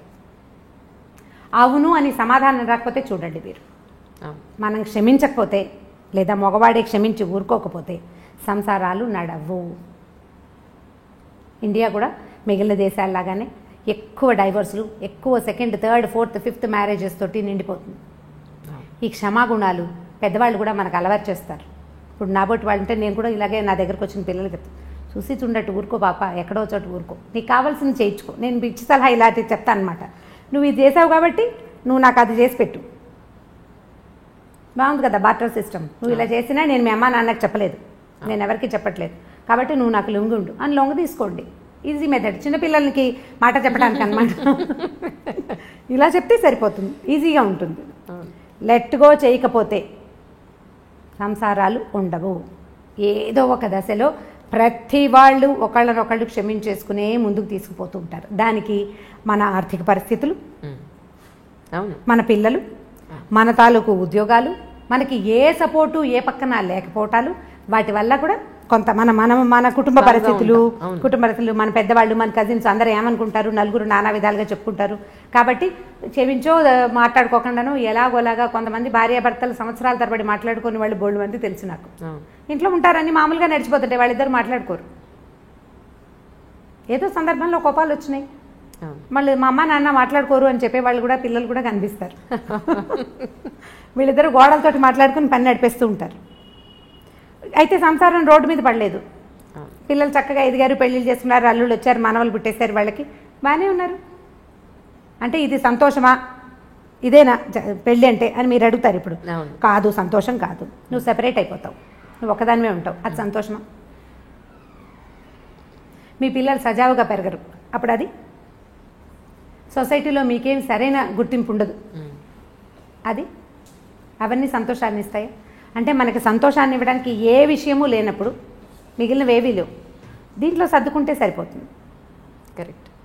అంటే ఇప్పుడు మీరు విడాకులను సమర్థించారా అని గట్టి ప్రశ్న. లేదు లేదు లేదు లేదు, ఎవరి కోసం? అల్టిమేట్గా విమెనే సఫర్ అవుతుంది, అల్టిమేట్గా సఫర్ అయ్యేది విమెనే. ఆవిడ దృష్టి మీరు ఎక్కడున్నా, ఏం చేసినా, కలిసి ఉన్నా, ఒంటరిగా ఉన్నా, పిల్లలతో ఉన్నా, ఎప్పుడు సఫర్ అవ్వాల్సింది ఆడవాళ్ళే. ఈ మధ్య నేను ఒక ఇంటర్వ్యూలో అదే చెప్పాను, ఇండైరెక్ట్గా చెప్పింది అదే, కానీ నెటిజన్లకి కొంచెం అర్థం కాక నన్ను అందరూ చాలా నెగిటివ్గా అనుకున్నారు. బేసిక్గా నేను స్పోర్ట్స్మెన్స్ గ్రౌండ్లో ఎలా ఉంటారు, చీర కట్టుకుని పరిగెట్టలేం కదా. సో బేసిక్గా నేను నేషనల్ అథ్లీట్ని. నాది 400 మీటర్స్, 800 మీటర్స్ అండ్ 6 కిలోమీటర్స్ ఆమె ఈవెంట్స్ యాక్చువల్లీ. అప్పుడు షార్టే వేసుకుంటాం, స్లీవ్లెస్సే వేసుకోవాలి. ఒక స్టేజ్లో ఆ షార్ట్ స్లీవ్లెస్ కూడా ఒంటి మీద ఉంచుకోవడానికి కూడా భారంగా ఉంటుంది. లాస్ట్ 50 మీటర్స్ ఉండగా అంతగా చెమట, అంతగా శ్రమ ఉంటుంది రన్నింగ్లో. ఇదేమి గ్రూప్గా స్పోర్ట్స్ అంటే గేమ్స్ కాదు కదా, క్రికెట్ 10 మంది కలిపి ఆడేది. ఇవి అన్ని ఇండివిజువల్ ఈవెంట్స్, ఎవరికి వాళ్ళుగా ఒక్కరే గ్రౌండ్లోకి వెళ్ళి ఒక్కళ్ళే సాధించాల్సిన ఈవెంట్స్ ఇవన్నీ. సో వాళ్ళు ఎవరో అన్నారు స్లీవ్లెస్ వేసుకున్న వాళ్ళ రేపులు జరుగుతున్నాయని. నేను అన్నది అది కాదు అసలు. పద్ధతిగా ఉండి చీర కట్టుకొని ఎంతో గౌరవంగా ఉన్న లేడీస్నే చాలా తప్పుగా చూస్తారు బయట. వాళ్ళు చూసే దృష్టికోణం ఒక రకంగా ఉంటుంది. అలాంటప్పుడు ఆ లేడీ డ్రెస్సే మనం అగౌరవంగా చూసే విధంగా వేసుకుంటే అది మనకే కదా హామ్ అన్న పాయింట్లో చెప్తే ఎవరూ సరిగా అర్థం చేసుకోలేదు. నాకు అది కొంచెం బాధ అనిపించింది. ఏంటంటే ఇప్పుడు ఇలా ఉన్నాను, మీరు ఇలా ఉన్నారు, మనల్ని కూడా తప్పుగా చూసే దృష్టికోణం ఉంటుంది, చీరలోని కూడా వల్గర్గా చూసే జనాలు ఉన్నారు. అలాంటప్పుడు మనం ఎలా ఉండాలనేది నా ఉద్దేశం. మనం కావాల్సినట్టుగా ఉండాలి, మనకి ఎలా ఉంటే కంఫర్టబుల్గా ఉంటుందో అలా ఉండాలి. మనకి మనం సమాధానం చెప్పుకోవాలి కదా. ఇప్పుడు మీరు బట్టల గురించి అంటే మరి పసిపిల్లలవి, చిన్నపిల్లలవి, చిట్టి చిట్టి పాపాయిలవి కూడా రేపులు అవుతున్నాయి కదా. పసిబిడ్డని ఎత్తుకుని ముద్దాడాల్సిన పిల్లల్ని కూడా రేపు చేస్తున్నారు. అది ఏం బట్టలు వేసుకుని వీడిని ప్రవోక్ చేసి ఉంటుంది. అసలు అవి మట్టి పిచ్చి మాటలు. వస్త్రధారణతోటి అన్న మాట అనకూడదు. కాకపోతే ఏంటంటే మనం కాపీ చేయటం మన పద్ధతి. హిందీ వాళ్ళు ఇంగ్లీష్ వాళ్ళని కాపీ చేశారు, మనం హిందీ వాళ్ళని కాపీ చేస్తున్నాం. మనని పల్లెటూరు వాళ్ళు కాపీ చేస్తారు. అంటే అంతే కదా, మన ముందున్న దాన్ని మనం కాపీ చేస్తాం. మన ముందున్న ఒరవడి సరైంది కాకపోతే ఆటోమేటిక్గా కాపీ అవుతుంది. కూల్ షోల్డర్స్, కూల్ ఏవో రకరకాల బట్టలు ఉన్నాయి. దానివల్ల మనం సాధిస్తున్నది ఏంటంటే అవధూత లక్షణాలను సాధిస్తున్నాం. దేహాభిమానం లేదనమాట మనకి. శరీరాభిమానం, అవధూతలకు దేహాభిమానం ఉండదు, వాళ్ళు ఎలాగైనా ఉంటారు. ఇప్పుడు మన వాళ్ళ పరిస్థితి కూడా అలాగే ఉంది. ఇప్పుడు బట్టలు చక్కగా వేసుకుంటే ప్రెజెన్స్ బాగుంటుంది అంతే. అవతల వాళ్ళ దృష్టి ఎలా ఉంటుంది, నీ శరీర భాగాల మీద అవతల వాళ్ళ దృష్టి పడుతుంటే నీకు చీదరగా ఉండట్లేదంటే నీకేమీ లేదు, శరీరాభిమానం లేదు అంతే. అది ఎవరి వాళ్ళ ఇండివిజువల్ థింగే కానీ రెండోది కాదు కదా. దానివల్ల ఇవేమైనా జరుగుతున్నాయి అన్నమాట పిచ్చి మాట అండి. అది డ్రెస్ వల్లని కాదు, డెఫినెట్ గా కాదు. నా ఉద్దేశం కూడా అది కాదు. కాకపోతే అమ్మాయికి గౌరవం ఏ విధంగా వస్తుంది? ఇప్పుడు ఒక మనిషిని మనం రోడ్డు మీద చూసాము, ఫస్ట్ కనపడేది అమ్మాయి మొహం, అమ్మాయి టాప్ బాటం, బట్టలు, ఇదే మనకు కనిపించేది. ఆ తర్వాత మాట్లాడితే ఆ భాష, దాన్ని బట్టే ఆ అమ్మాయి మీదైనా అబ్బాయి మీదైనా గౌరవం ఉండేది. అయితే ఈ చూసే విధానంలో బయట జనాలు, మనకు సంబంధం లేని జనాలు, ఇప్పుడు నేనే ఉన్నాను, ఎవరో విధానం కూడా అనవసరం, ఇంత షార్ట్ లెంత్ వేసుకొని అప్పర్ బాడీ అంతా బయట కనిపించేలా వేసుకుంటే నన్ను గౌరవంగా చూడాలని అనుకోవడం నేను కరెక్టా? అదే చూస్తారా? అలా కాదు. ఇప్పుడు మన బట్టల వల్ల బట్టలతోటే ఏవి రావు, కానీ బట్టలతోటే కొంత వస్తుంది. ఎగ్జాక్ట్లీ అదే నేను చెప్పింది. అంతే, అనవసరంగా మన మీద 10 మంది చెడు చూపు పడకుండా చూసుకుంటే అమ్మాయిలు చాలా అంటున్నాను, అంతకు మించి ఏం లేదు. ఇక దీనికి చాలా ఎన్లార్జ్ చేసి స్లీవ్లెస్ వేసుకుంటేనే అంటే స్లీవ్లెస్లు ఎందుకు వేసుకోవద్దు అంటారు? డెఫినెట్గా అందరికీ, అమ్మాయిగా పుట్టిన వాళ్ళందరికీ అన్ని రకాల బట్టలు వేసుకోవాలని ఉంటుంది. డెఫినెట్గా గుడికి వెళ్ళేటప్పుడు ఒక రకంగా తయారవుతాం, పార్టీకి వెళ్తే ఒక రకంగా తయారవుతాం, స్పోర్ట్స్కి వెళ్ళే వాళ్ళు ఇంకొక రకంగా తయారవుతారు. అందరూ ఒకలానే ఉండాలంటే నేను జడేసుకుని స్పోర్ట్స్ పరిగెట్టలేం కదా. డెఫినెట్గా గట్టిగా ముడి వేస్తాం, నేను చిన్నగానే చేసేసి నేను రన్ చేయగలుగుతాను డెఫినెట్గా. అలాగా ఎక్కడ ఎలా ఉండాలో రోమన్కి వెళ్ళినప్పుడు రోమన్లానే ఉండాలని చెప్తూ ఉంటారు. సో అలా ఉండాలి తప్ప సో డెఫినెట్గా ఇప్పుడు పబ్లిక్కి ఖచ్చితంగా కొంతమంది అక్కడ దాని ప్రొఫెషన్ ఉన్నవాళ్ళు ఉన్నారు, అక్కడికి వెళ్ళి చీరలు కట్టుకోమని మనము చెప్పం. అదే సో అలాగా అందరికీ చెప్పేది ఏంటంటే ఎక్కడ ఎలా ఉండాలో అక్కడ ఉంటే బాగుంటుంది. ఇప్పుడు రోడ్డు మీద వెళ్ళేటప్పుడు కాస్త 10 మంది మనల్ని చెడుగా చూడకుండా ఉండే బట్టలు వేసుకుంటే చాలన్నది నా ఉద్దేశం, అంతకు మించి ఏం లేదు. ఇంకొకటి, ఇంతకీ సండే రోజు మీరు షాపింగ్కి వెళ్ళట్లేదు చెప్పండి, విండో షాపింగ్కి. సండే రోజు విండో షాపింగ్కి నెక్స్ట్ గెలరియో మాల్ వెళ్ళాను. నేను వెళ్ళారా? మొత్తానికి వెళ్ళారు. నేను వెళ్తూనే ఉంటాను. ఓకే. ఎవరితోటైనా వెళ్ళినా నేను పెద్దగా నాకు చాలా అవసరమైన వస్తువులు తప్పిస్తే కొను నేను. ఈవెన్ నేను కూడా అంతే. అయితే నేను బాగా చీరలు పట్టుకుని షాప్కి వెళ్తుండగా ఒక ఆవిడ నన్ను చూశారు, నాకు మొన్న వాట్సాప్లో కూడా పెట్టారు, మీరు బోల్డ్ చీరలు కొనుక్కున్నారు అని. ఇప్పుడు కొత్త ప్రశ్నలు వస్తున్నాయి, మీరు చాలా చీరలు ఎలా కట్టేసుకుంటున్నారు అని. అంటే ఇప్పుడు నేను మీరు అడిగిన ప్రశ్నకి ఇప్పుడు సమాధానం చెప్తాను. భగవంతుడు చాలా కొద్ది మందికి కొన్ని అదృష్టాలు ఇస్తాడు. నాకు భగవంతుడు ఇచ్చిన పెద్ద అదృష్టం, నాకు 7 అక్కయ్యలు ఉన్నారు. నేను నా చిన్నప్పటి నుంచి, అంటే నేను చీరలు కట్టుకోవటం మొదలైనప్పటి నుంచి 18-19 ఏళ్ల వయసు నుంచి, మా పెద్దకై నాకంటే 10 ఏళ్ళు పెద్దది. ఇంతకుముందు చెప్పాను కదా. ఎంతమంది మీ సిస్టర్స్? 8 సిస్టర్స్ మేము. మీతో కలిపా? నాతో కలిపి మేము 8 మంది. ఒక అన్నయ్య ఉన్నాడు మాకు. మొత్తం 9 మంది. మొత్తం 9 మంది. నేను చివరిదాన్ని. ఓహో. నేను సంగీతం క్లాస్కి మా పెద్దక్కయ్య కొత్త చీరలు కట్టుకెళ్ళటం ఎన్నిసార్లు చేశాను. మా అమ్మవి పెద్దక్కవి, మా నాన్నగారు అప్పటికే లేరు.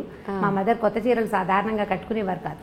చీరలు ఎవరైనా ఆవిడ కొనుక్కున్నా ఎవరైనా పెట్టినా ఆ చీర నేను కట్టుకెళ్ళిపోయేదాన్ని. ఏదో ఒక బ్లౌజ్ వేసుకుని ఏదో ఒక చీర కట్టుకోవడం. మా పెద్ద పెంచారండి 8 మంది ఆడపిల్లల్ని. ఒక్క ఆడపిల్లల్ని పెంచడమే అసలు చాలా కష్టంగా ఉంది ఈ రోజుల్లో.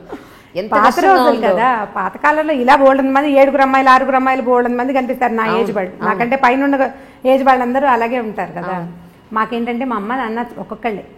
మా తాతగారికి బాగా పిల్లలు, బాండ్ ఆఫ్ పిల్లలు ఆయన పాపం. ఆయన పుట్టలేదు. 3 పిల్లలు పుడితే ఒక ఆయన పుట్టగానే ఒక బాబు పోయినట్టున్నారు. మా మేనత్త ఒక 10 ఏళ్ళు వచ్చాక పోయారు. మా నాన్న ఒక్కరే. ఆయనకి చాలా మంది సంతానం కావాలని ఉండేది. మా ఇదొక తర్వాత ఇప్పుడు వైజాగ్లో మా నాన్నగారు ఆంధ్ర యూనివర్సిటీలో ఎంఏ చదవటానికి వెళ్ళారు. ఒకవేళ ఏదైనా చేయించేసుకుంటారేమో వీళ్ళు పిల్లలు కలగకుండా అని ఆస్తి ఆడపిల్లలకు రాసిస్తానని బెదిరించేవారు మా తాతగారు. అప్పుడే ఆపేస్తే సరిపోయేది. ఆ తర్వాత ఇన్ని బొమ్మలు వచ్చినాయి, కొత్త బొమ్మలు అంటుండేది మా అమ్మ. మేము మా ప్రధానమైంది అది. పైగా మా కజిన్స్ అందరూ కూడా మేము 6, 7, 8 అలా ఉన్నాం. మా కజిన్స్ అందరూ కూడా ఎక్కువ వాళ్ళే. ఈ పైన పెద్ద అక్కయ్యలు ఉన్నారు కదా, మా అక్కయ్యలు చీరలు కట్టుకునే అలవాటు నాకు చిన్నప్పటి నుంచి ఉంది. ఇప్పుడు కూడా నాకు కుప్పలు తెప్పలుగా చీరలు వస్తూనే ఉంటాయి. కొంచెం నన్ను ఎక్కువ ముద్దు చేస్తారు. మిగిలిన ముద్దు అంటే జనరల్ ముద్దు కాదు, నాతో మాక్సిమం పనులు అందరూ చేయించుకుంటారు. చీరలు మాత్రం వచ్చేస్తాయి. ఓకే. చీరలు వచ్చేస్తాయి. ఏదైనా కొత్త నగ చేయించుకుంటే మా అక్కయ్య ముందు పరిగెత్తుకుంటూ నాకు తెచ్చి మెడలో పెట్టి చూసుకోవడానికి, చూసి బాగుంది అని అనుకోవడానికి కూడా నగలు పెట్టుకొచ్చే అక్కయ్యలు ఉన్నారు నాకు. మిగిలిన వాళ్ళకి అవకాశం లేదు. నేను కట్టుకునే చీరలన్నీ నా సొంత చీరలు కావు. కొన్ని మా అక్కయ్య చీరలు కూడా కొన్ని కట్టేసుకుంటూ ఉంటాను. ఎక్కువ భాగం అనమాట. 50% ఏదో ఒక అక్కయ్య దగ్గర నుంచి ఓ 4 చీరలు, ఓ 3 చీరలు అలా వస్తూనే ఉంటాయి. వాళ్ళు నాకు కొనిపెట్టేవి ఎక్కువే, పట్టుకొచ్చి పడేసి ఇవి కట్టుకోవే అని వదిలేసే చీరలు కూడా చాలా ఉంటాయి అనమాట. ఎక్కడున్నారండి 7 మీ సిస్టర్స్? 3 అక్కయ్యలు ఇక్కడే ఉన్నారు. 3 కాదు 4 అక్కయ్యలు ఇక్కడే ఉన్నారు. మా పెద్దక్కయ్య మొన్నటి దాకా ఇక్కడే ఉండేవారు, కానీ విజయవాడ వాళ్ళ అబ్బాయి షిఫ్ట్ అయ్యాడు. రెండో అక్కయ్య బందర్లో ఉంటుంది. మా ఆఖరక్కయ్య అహ్మదాబాద్లో సెటిల్ అయ్యారు వాళ్ళు. తను అక్కడ ఉంటుంది. వస్తే ఇక్కడ నా దగ్గరే స్టే చేస్తుంది. మీ బ్రదర్ అండి? బ్రదర్ మా ఊళ్ళోని చిట్టుకూడూరులో పొలాలు ఉన్నాయి మాకు. సొంత కాలేజీ ఒకటి ఉంది. సో కాలేజ్ చూసుకుంటాడు. సో ఇంకా తను అక్కడే ఉన్నాడు. మేము అక్కడికి వెళ్ళడానికి మాకు ఆసరా అదేనమాట, అన్నయ్య అక్కడే ఉండటం మా ఊళ్ళోనే. అవును. ఇంకోటండి, అసలు ఆస్పీషియస్ డే ఏదైనా వస్తే, ఇప్పుడు ఏమంటారు, గురు పౌర్ణిమ వస్తే సాయిబాబా గుళ్ళని కిటకిటలు ఆడిపోతూ ఉంటాయి. అసలు రోడ్ల మీద ఈ మూల నుంచి ఆ మూలకి మొత్తం లైన్లు కట్టేసి ఉంటారు వాళ్ళు. ఆ రోజు తప్ప ఇంకెక్కడ ఎప్పుడు ఎక్కడ దేవుడు కనపడ్డా అన్నంతగా రోడ్లు బారి తీరిపోయి ఉంటాయి. సో ఇటువంటి భక్తి, దీని భక్తా, ఇది పిచ్చా, ఏమంటారు దీన్ని అసలు? పర్వదినాల్లో అన్ని గుళ్ళు కిటకిటలాడుతూనే ఉంటాయి. అన్ని గుళ్ళు ఇదేదేం లేదు, అన్ని. అవును. ఇదివరకు పర్వదినాల్లో కొన్ని కమ్యూనిటీస్ వాళ్ళే గుళ్ళోకి వెళ్ళటం అనేది ఉండేది. అంటే నేను అనుకుంటాను, నా ఉద్దేశం, ప్రవచనకర్తలు పెరిగేసరికి ఇదివరకు ఏంటంటే ఏదో హరికథ అని గుళ్ళో ఏదో ఒకళ్ళు చెప్పేవాళ్ళు. అప్పుడు కొద్ది మంది వినేవాళ్ళు, అందులో కొంతే గుర్తుపెట్టుకుని కొద్ది మందే చేసేవాళ్ళు. ఇప్పుడు ఏమైందంటే మనం ఏ దాని చేసినా పొద్దు నుంచి సాయంత్రం దాకా అన్ని రకాల టీవీలలో పెద్దవారు చాలా మంది రకరకాల మాటలు చెప్తుంటారు. సో ఇలాంటప్పుడు ఇక్కడికి వెళ్ళాలి అనే మాట మనం పదే పదే వినటం వల్ల ఇది చేస్తే ఈ ఫలితం దొరుకుతుంది అనేది బాగా ఎక్కువగా తెలుసుకోవటం వల్ల జనాలు ఎక్కువ గుళ్ళకి వెళ్తున్నారని అనిపిస్తుంది. నేను ఏ పర్వదినాన సాధారణంగా గుళ్ళోకి వెళ్ళను నేను. ఎందుకంటే ఇగో ఈ గోల భరించలేక అనమాట. చాలా మంది జనాలు ఉంటారు కదా, ఎందుకు వచ్చిందిలే ఇంత గోల్లో వెళ్ళటము అని. ఇది ఇలా అవేర్నెస్ పెరగటం, మనం అవేర్నెస్ గురించి మాట్లాడుతుంటాం కదా, అవేర్నెస్ వేటివేట్లలో పెరిగింది, ఆరోగ్యాల పట్ల, తర్వాత ఏమో పొల్యూషన్ గురించి అవేర్నెస్ పెరిగింది, నీళ్లు పాలు వాడకం పట్ల ఫలానావి తినచ్చు తినకూడదు ఇవన్నీ అవేర్నెస్లు పెరిగినాయి కదా. ఈ భక్తి అనే అవేర్నెస్ కూడా సోషల్ మీడియా వల్లే ప్రవర్ధమానంగా ఉంది. దానివల్లే బాగా తెలుసుకుంటున్నారు జనాలు. గురు పౌర్ణమి నాడు వెళ్తే బాబా గారిది లేదా గురుగ్రహం తాలూకు అనుగ్రహం బాగా కలుగుతుందని ఇప్పుడు దగ్గరలో ఉండే గురువు తాలూకు దేవాలయాలు ఏమున్నాయో అక్కడక్కడికి వెళ్తారు. అది సహజంగా జరిగేదే కదా. మనం ఎక్కువ తెలుసుకున్నాం అనుకోండి ఆటోమేటిక్గా చేస్తాం. ఫలానా ఫోన్ బాగుంది అని మీరు అడ్వర్టైజ్మెంట్స్ పదే పదే చూస్తే శాంసంగ్ కొనుక్కుంటాం, అట్లా అవుతుంది. అందులో అనుమానం ఏం లేదండి. ఎందుకంటే 20 ఏళ్ల క్రితం ఇంత ఉండేది కాదు, 10 ఏళ్ల క్రితం కొంచెం పెరిగింది, ఈ 10 ఏళ్లలో విపరీతంగా పెరిగింది. మీరు ఏ పర్వదినాన్ని చూడండి, శ్రీనగర్ కాలనీ వెంకటేశ్వర స్వామి గుడిలో ఉత్తర ద్వార దర్శనం అంటే ముక్కోటి ఏకాదశి నాడు ఆ ఎదురుగుండా ఉన్న సందుల్లో గణపతి కాంప్లెక్స్ వైపు కూడా జనాలు క్యూలో కనిపిస్తారు. అక్కడి నుంచి క్యూగా వెళ్తూ ఉంటారు. అంటే వెంకటేశ్వర స్వామిని తిరుపతి వెళ్ళే చూడక్కర్లేదు, శ్రీనగర్ కాలనీలో చూడొచ్చు, లేకపోతే జూబ్లీ హిల్స్ రోడ్డు మీద ఉన్న వెంకటేశ్వర స్వామి. అసలు ఆ గుడి ఇంతే చిన్నగా కనిపిస్తుంది మామూలు రోజుల్లో. ఈ పర్వదినాల్లో మనకి విపరీతంగా పువ్వులతోటి అలంకారం చేస్తారు, ఆ రోడ్డంతా బ్లాక్. ఇక నానావిధ భక్త సమాజాలు అక్కడే ఉంటాయన్నమాట. ఆ ఒక రోజులో చూడకపోతే మనకి బోళ్ళని పాపాలు చేసేసాం. నువ్వు ఏం చెయ్యి ఇది నేను కడిగేస్తుంది, ఎలాంటి పాపాన్నైనా ఇది తొలగిస్తుంది అనే భావం వల్లే భక్తి పెరిగింది అంతే. రమగారు, ఇది నా ప్రశ్న ఏంటంటే, పెళ్ళికి ముందు ప్రేమ అనేది కనపడుతుంది. ఈ మధ్యన నా సినిమాలో కూడా చూసాను, పెళ్లి తర్వాత ప్రేమ అనేది కనిపించదు, బాధ్యతే ప్రేమ అని చెప్పని విన్నది. ఆ మాట నన్ను నిజంగా చాలా చాలా ఆలోచింపచేసింది. ఏంటంటే, పెళ్ళయింది ఒక అమ్మాయికి కొత్తగా అప్పుడే పెళ్ళయింది అనుకుందాం. ఆ హస్బెండ్ నుంచి జనరల్గా ఒక కామన్ అమ్మాయి ఏం ఎక్స్పెక్ట్ చేస్తుంది, సాయంత్రం వచ్చినప్పుడు తనతో చక్కగా ప్రేమగా మాట్లాడాలనో, ప్రశాంతంగా దగ్గర తీసుకోవాలనో, కాసిన పువ్వులు తీసుకురావాలనో, ఇద్దరు కలిసి గుడికి వెళ్ళాలనో, ఇద్దరే కలిసి ఏకాంతంగా ఉండాలనో ఇవి ఎక్స్పెక్ట్ చేస్తుంది. కానీ రాను ఏదో సినిమాలో లేదా మన ప్రోగ్రాంలో కొత్తగా పెళ్ళైన ఆ బులబాటం ఆ మోజు 1 year ఉంటుంది, ఆ తర్వాత అంతా ఇలాగే ఉంటుంది అన్నట్టుగా ఇక ఆ తర్వాత అంతా బాధ్యతలే కనపడుతూ ఉంటాయి. మళ్ళీ అలాంటి ప్రేమ కనిపించదా అంటే అప్పుడు ప్రేమ లేనట్ట, లేకపోతే పెళ్ళైన తర్వాత ప్రేమ కనపడదా? మీ ఉద్దేశ ప్రకారం ఏమిటి? మీరు 80s లో ప్రేమ కథలు అడుగుతున్నారు, లేటెస్ట్ కాదు ఇది. మా వాళ్ళదంటే నువ్వు ఇంకా అక్కడే ఉండిపోయావు. నిజం. పువ్వులు తెస్తాడు పెట్టుకునేందుకు, ఏ పిల్ల జడేసుకుంటుందో చెప్పండి? ఒకటి అది జడేసుకోదు, ఉద్యోగం చేస్తుంది. ఒకటి గుడిలోకి వెళ్దాము అనగానే వాడి పిచ్చివాడిలా తోస్తాడు అమ్మాయికి. మీరేం అనుకోకండి, ఇలా ఇప్పుడు జరిగే సంగతి అదే. గుడికి గోపురానికి ఉండదు, వీళ్ళు మాల్స్కి వెళ్తారు, సినిమాలకు వెళ్తారు, కలిసి సినిమాలకు వెళ్ళే పిల్లలు జంటలు, ఇద్దరు కలిసి ఒకటే సినిమా ఏదో ఫేవరెట్ సినిమా పెట్టుకుని చూసే జంటలు కోకొల్లలుగా కనపడుతున్నారు. ఒకళ్ళు క్యాబ్ బుక్ చేస్తారు, ఇంకొకళ్ళు సినిమా టికెట్లు బుక్ చేస్తారు. మీకు ప్రేమలు లేవు అని అనుకోవటానికి వీల్లేదు. పైగా ప్రేమ అంటే ఏమిటి, ఇలా మారిపోయిందా? మారలేదా మరి? అంటే ప్రేమ ఆ రూపంలో లేదు, వేరే రూపంలో ఉంది. అంటే మీరు అనుకునే రూపం, మీరు సినిమాటిక్ 80s లో సినిమా కథే చెప్తున్నారు మీరు. మీ క్వశ్చనే 80 క్వశ్చన్. ఎవరు చేస్తున్నారు? సరే, ఇప్పుడు ప్రేమలు ఎలా ఉన్నాయి? ఇప్పుడు ప్రేమలు అంటే, ఇప్పుడు మీరు ఒక కుర్రాడు అర్లీగా ఇంటికి రావటం అనేది ఈ రోజుల్లో సాధ్యపడే సంగతి కాదు. వాడి గవర్నమెంట్ జాబ్ ఉండి, గవర్నమెంట్ ఉద్యోగము, పబ్లిక్ సెక్టర్ అంటే ఇప్పుడు అక్కడి నుంచి రావాలి కదా. ఇప్పుడు రకరకాల సాఫ్ట్వేర్ ఉద్యోగాలు, రకరకాల హోటల్స్లోవి, లేకపోతే హోటల్ మేనేజ్మెంట్వి, ఈ ఉద్యోగాలు వాళ్ళందరి టైమింగ్స్ రాత్రి 9 తర్వాతే కదా. సాయంకాలం 5:30, 6 గంటలకి ఇంటికి వస్తాడు అనుకుందాం ఒక అబ్బాయి. అమ్మాయి ఏం పని పడలేదు, ఇంట్లో కూర్చున్న అమ్మాయిలు ఉన్నారా ఇప్పుడు? ఏదో ఒక చిన్నదో పొన్నదో ఉద్యోగం చేయాలనుకుంటుంది. అది చచ్చినో దేవుడా అన్నట్టు వస్తుంది. అప్పుడు వీడు చేతులేసి దగ్గర తీసుకుంటానంటే చచ్చి వచ్చాను ఏమిటి నువ్వు చేతులు వేస్తావు అనరు? అవును అంటారా? అనరా? డెఫినెట్, ఖచ్చితంగా అంటారు. అవును కదా. ఇప్పుడు ఈ 80 ప్రేమ కహాని ఇప్పుడైతే నడవదు. అవును. ఇప్పుడు మనకు నడిచేది ఏమిటంటే, వీళ్ళిద్దరూ కొట్టుకు చావకుండా ఉండటమే ప్రేమ. అంతే. ఈ కొట్టు చావకుండా ఉండాలంటే నీ ఉద్యోగం టైమింగ్స్ వేరు, నా ఉద్యోగం టైమింగ్స్ వేరు. మీ ఆఫీస్లో హాయిగా ఉంటుంది, మా ఆఫీస్లో కాల్చుకు తింటున్నారు, ఇలాంటి పాయింట్లు. లేదా నీకు ఉద్యోగం, నీకు ఒక 15,000 జీతం పెరిగింది, నాకు 10,000 పెరిగింది, అలాంటి విషయాల మీద పోట్లాడుకోకుండా ఉండి వీళ్ళు పేరెంట్స్ని ఎంతసేపు మధ్యలోకి తీసుకొచ్చి మీరు పెళ్లి చేశారు ఇది. ఇప్పుడు లవ్ మ్యారేజ్ అయితే వేరే కదా అనుకోండి, ఇప్పుడు అరేంజ్డ్ మ్యారేజ్ అయితే అమ్మ నాన్న చేరుతుంటారు కదా మధ్యలో, వాళ్ళని ఎంతసేపు ఏమంటారు పంచాయతీలకు పిలవకుండా ఉంటే దాన్నే ప్రేమ అనుకోవాలి. ప్రస్తుతం ఏ పంచాయతీ లేదంటే వాళ్ళు ప్రేమగా ఉన్నట్టు. మీకు ప్రేమ అంటే ఇబ్బంది పెట్టకుండా ఉండటము ప్రేమ, అంతేగాని సినిమా చూపించటమో బయటికి తీసుకెళ్ళటమో ఏదైనా తినిపించటమో దాన్ని పూర్తి స్థాయి ప్రేమగా అనుకోవడం మనకి వీల్లేదు. ఇప్పుడు ఇబ్బంది పెట్టకూడదు, సతాయించకూడదు, ఎంతో కొంత హెల్ప్ఫుల్గా ఉండటం, దాన్నే ఈ రోజుల నాటికి ప్రేమని అనుకోవాలనిపిస్తుంది నాకు. ఇప్పుడు అమ్మాయి ఏదో ప్రెగ్నెన్సీ, ఆఫీస్కి వెళ్తుంది, ఎట్లా కష్టపడి వెళ్తుంది, దానికి కొంచెం హెల్ప్ చేయటం, కొంచెం పని చేయటం. ఆ అమ్మాయి వచ్చేసరికి పనులు పేర్చి ఉంచకుండా కొంత పని అయినా చేసి కూర్చోబెట్టి వీడే సరుకులు కొనుక్కొచ్చి అవన్నీ చేయక్కర్లేదు, కొంత హెల్ప్ చేస్తే చాలు. మనం ఎలా తెలుసుకుంటున్నామంటే అడ్వర్టైజ్మెంట్స్లో కూడా అవే కనిపిస్తాయి. అమ్మాయి కాళ్ళు చాపుకుని కూర్చుంటే మొగుడు ఇల్లు వాకిలి తుడుస్తూ కనిపిస్తాడు. అది చూసి వీళ్ళు నువ్వు అలా తుడవట్లేదు అంటే ఎవరు తుడుస్తారు? ఎక్కడైనా జరుగుతుందా అట్లా? ఎక్కడా జరగదు. నువ్వు ఒళ్ళంచకుండా కాళ్ళు చాపు కూర్చుంటే నీకు నార్మల్ డెలివరీ ఎలా అవుతుంది? నువ్వు పిల్లడికి పాలిచ్చి ఎలా పెంచుకుంటావు? నువ్వు 4 పనులు చేసుకుంటేనే బాగుంటుంది.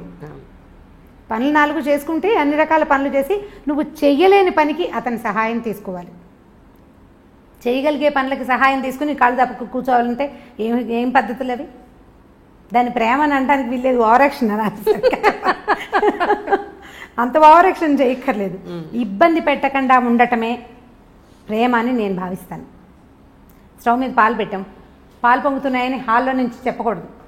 ఆవిడేదో పని చేసుకుంటుంటే మగవాడు వెళ్ళి స్టవ్ ఆపాడండి, అది ప్రేమ.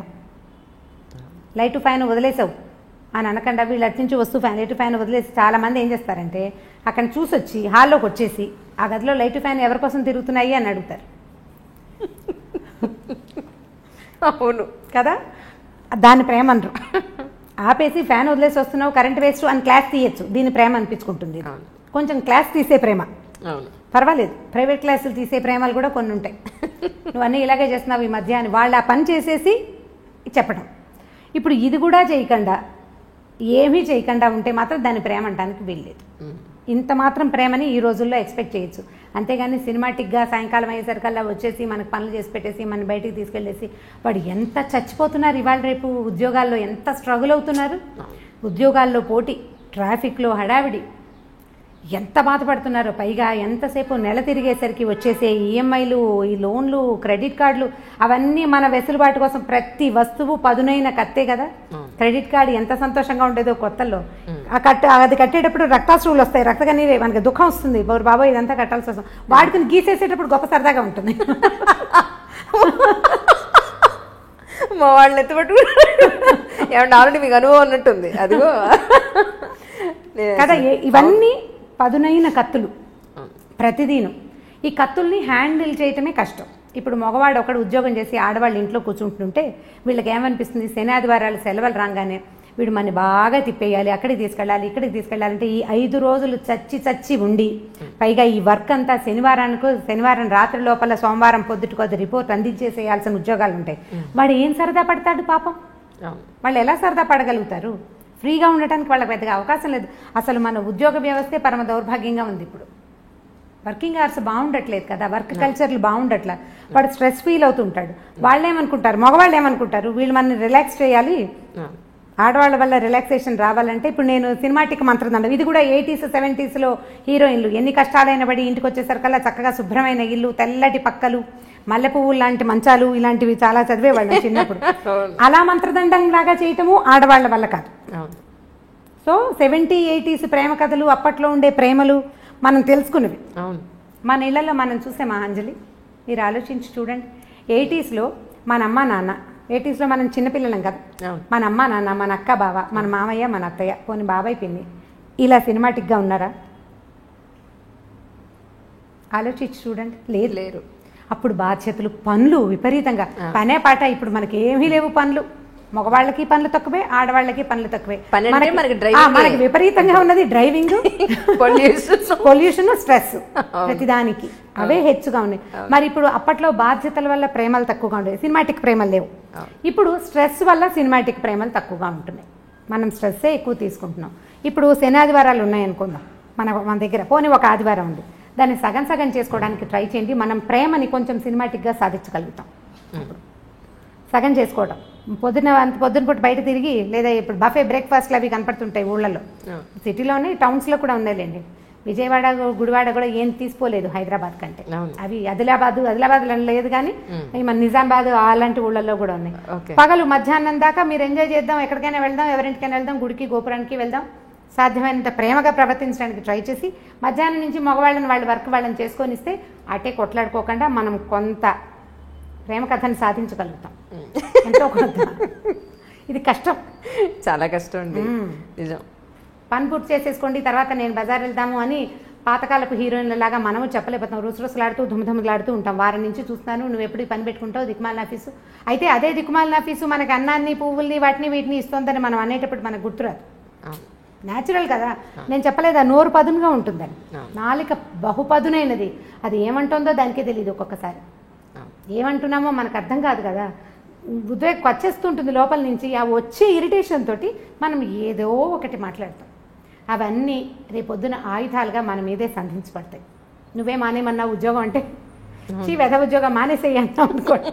ఉద్యోగం సీరియస్గా జాబ్ మానేస్తే అప్పటి నుంచి రోజు బెంగగానే ఉంటుంది, ఎప్పుడు మంచి ఉద్యోగం వస్తుందో అన్న టెన్షన్ కదా. సో ఇది అంత ప్రేమను సాధించలేము మనం. కొద్దిగా ఆలోచించి ఈ రోజులకు సరిపడా పువ్వులు అవి ఎక్స్పెక్ట్ చేయకూడదు. హిందీ సీరియల్స్ మీరు చూసారో లేదో, మేము ఆ మధ్య బాగా చూస్తుండేవాళ్ళం. మా పని మనిషికి చాలా ఇంట్రెస్ట్, అది రాగానే సీరియల్ పెట్టంటుండే, అది చాలా బాగుందని. వాడు ఇంటికి రాగానే కుర్రాడు గులాబీ పువ్వు పట్టుకొచ్చిస్తాడు. రోజు ఏం చేస్తారు మావారు అంటుంటాడు, చెవులో పెట్టుకోమంటున్నాడు. ప్రతిరోజు ఒక గులాబీ మొగ్గ పట్టుకొచ్చి ఇస్తుంటాడు. అంటే బయట నుంచి వచ్చేటప్పుడు పువ్వులు పట్టుకొచ్చి ఇవ్వటం, ఆవిడని శాంతింప చేయాలంటే పువ్వులు పట్టుకొచ్చి ఇవ్వాలి. మా పని మనిషి అడిగేది, అమ్మ మనం ఒక మూర కొంటే సరిపోతుంది, ఈ బంచి ఏ 100 రూపాయలు ఉంటుంది, మూర 10 రూపాయలకి వస్తుంది. తమిళ సినిమాల్లో కనిపిస్తాయి పువ్వులు పట్టుకొచ్చి ఇస్తూ ఉండటం. ఇవాళ రేపు మన సినిమాల్లో చాలా తగ్గిపోయినాయండి సినిమాటిక్ వేషాలు. సినిమా వాళ్ళు కూడా ఇవాళ రేపు వేయటం మనం ఎందుకు మానేశారు. మీరు ఆలోచించండి, నాకు అస్సలు గుర్తులేదు. నేను బాగా ఆలోచిస్తాను. నేను మా చిన్నక్కయ్య దగ్గర ఉండేదాన్ని. మా బావ ఎప్పుడైనా పువ్వులు తెచ్చిచ్చిన సంఘటన నాకు జ్ఞాపకం రాదు. బాగా ఎంత ఆలోచించిన అవి చూసినప్పుడల్లా అనుకుంటాం, మా అక్కయ్యలు బావలు ఏమిటి ఇలా ఎప్పుడు చేయలేదు. ఇప్పుడు ఎలా చేస్తారు, ఇప్పుడు కూడా చేయరు కదా, అది చేయలేం. ఓకే, అవి కేవలం సినిమాటిక్ థింగ్సే. అప్పుడప్పుడు ఒక్కొక్కసారి జరుగుతాయి జీవితంలో. బట్ ఇప్పుడు మన దగ్గర అయితే క్యాండిల్ లైట్ డిన్నర్కి తీసుకెళ్తాము, డిన్నర్లకు తీసుకెళ్ళి ఇంకెక్కడికో తీసుకెళ్తాము, ఇంకేదో చేయటం.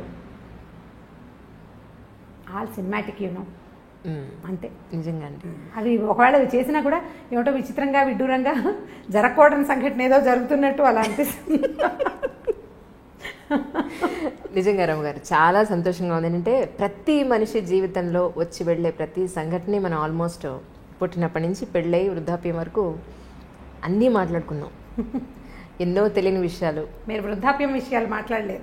ఇప్పుడు ఉంది, అదొక్కటే ఉంది, అదొక్కటే పెండింగ్ ఉంది. వృద్ధాప్య విషయంలో మాట్లాడాలి. యాక్చువల్లీ పిల్లలు పెద్ద అయిపోయి ఒక కపుల్కి పెళ్ళైన తర్వాత పిల్లలు, వాళ్ళ చదువులు, వాళ్ళ ఉద్యోగాలు, పెళ్ళిళ్ళు అయిపోయి వాళ్ళు వెళ్ళిపోయాక మళ్ళీ అల్టిమేట్గా మిగిలేది ఈ పేరెంట్స్ ఇద్దరే, వైఫ్ అండ్ హస్బెండ్స్ ఇద్దరే.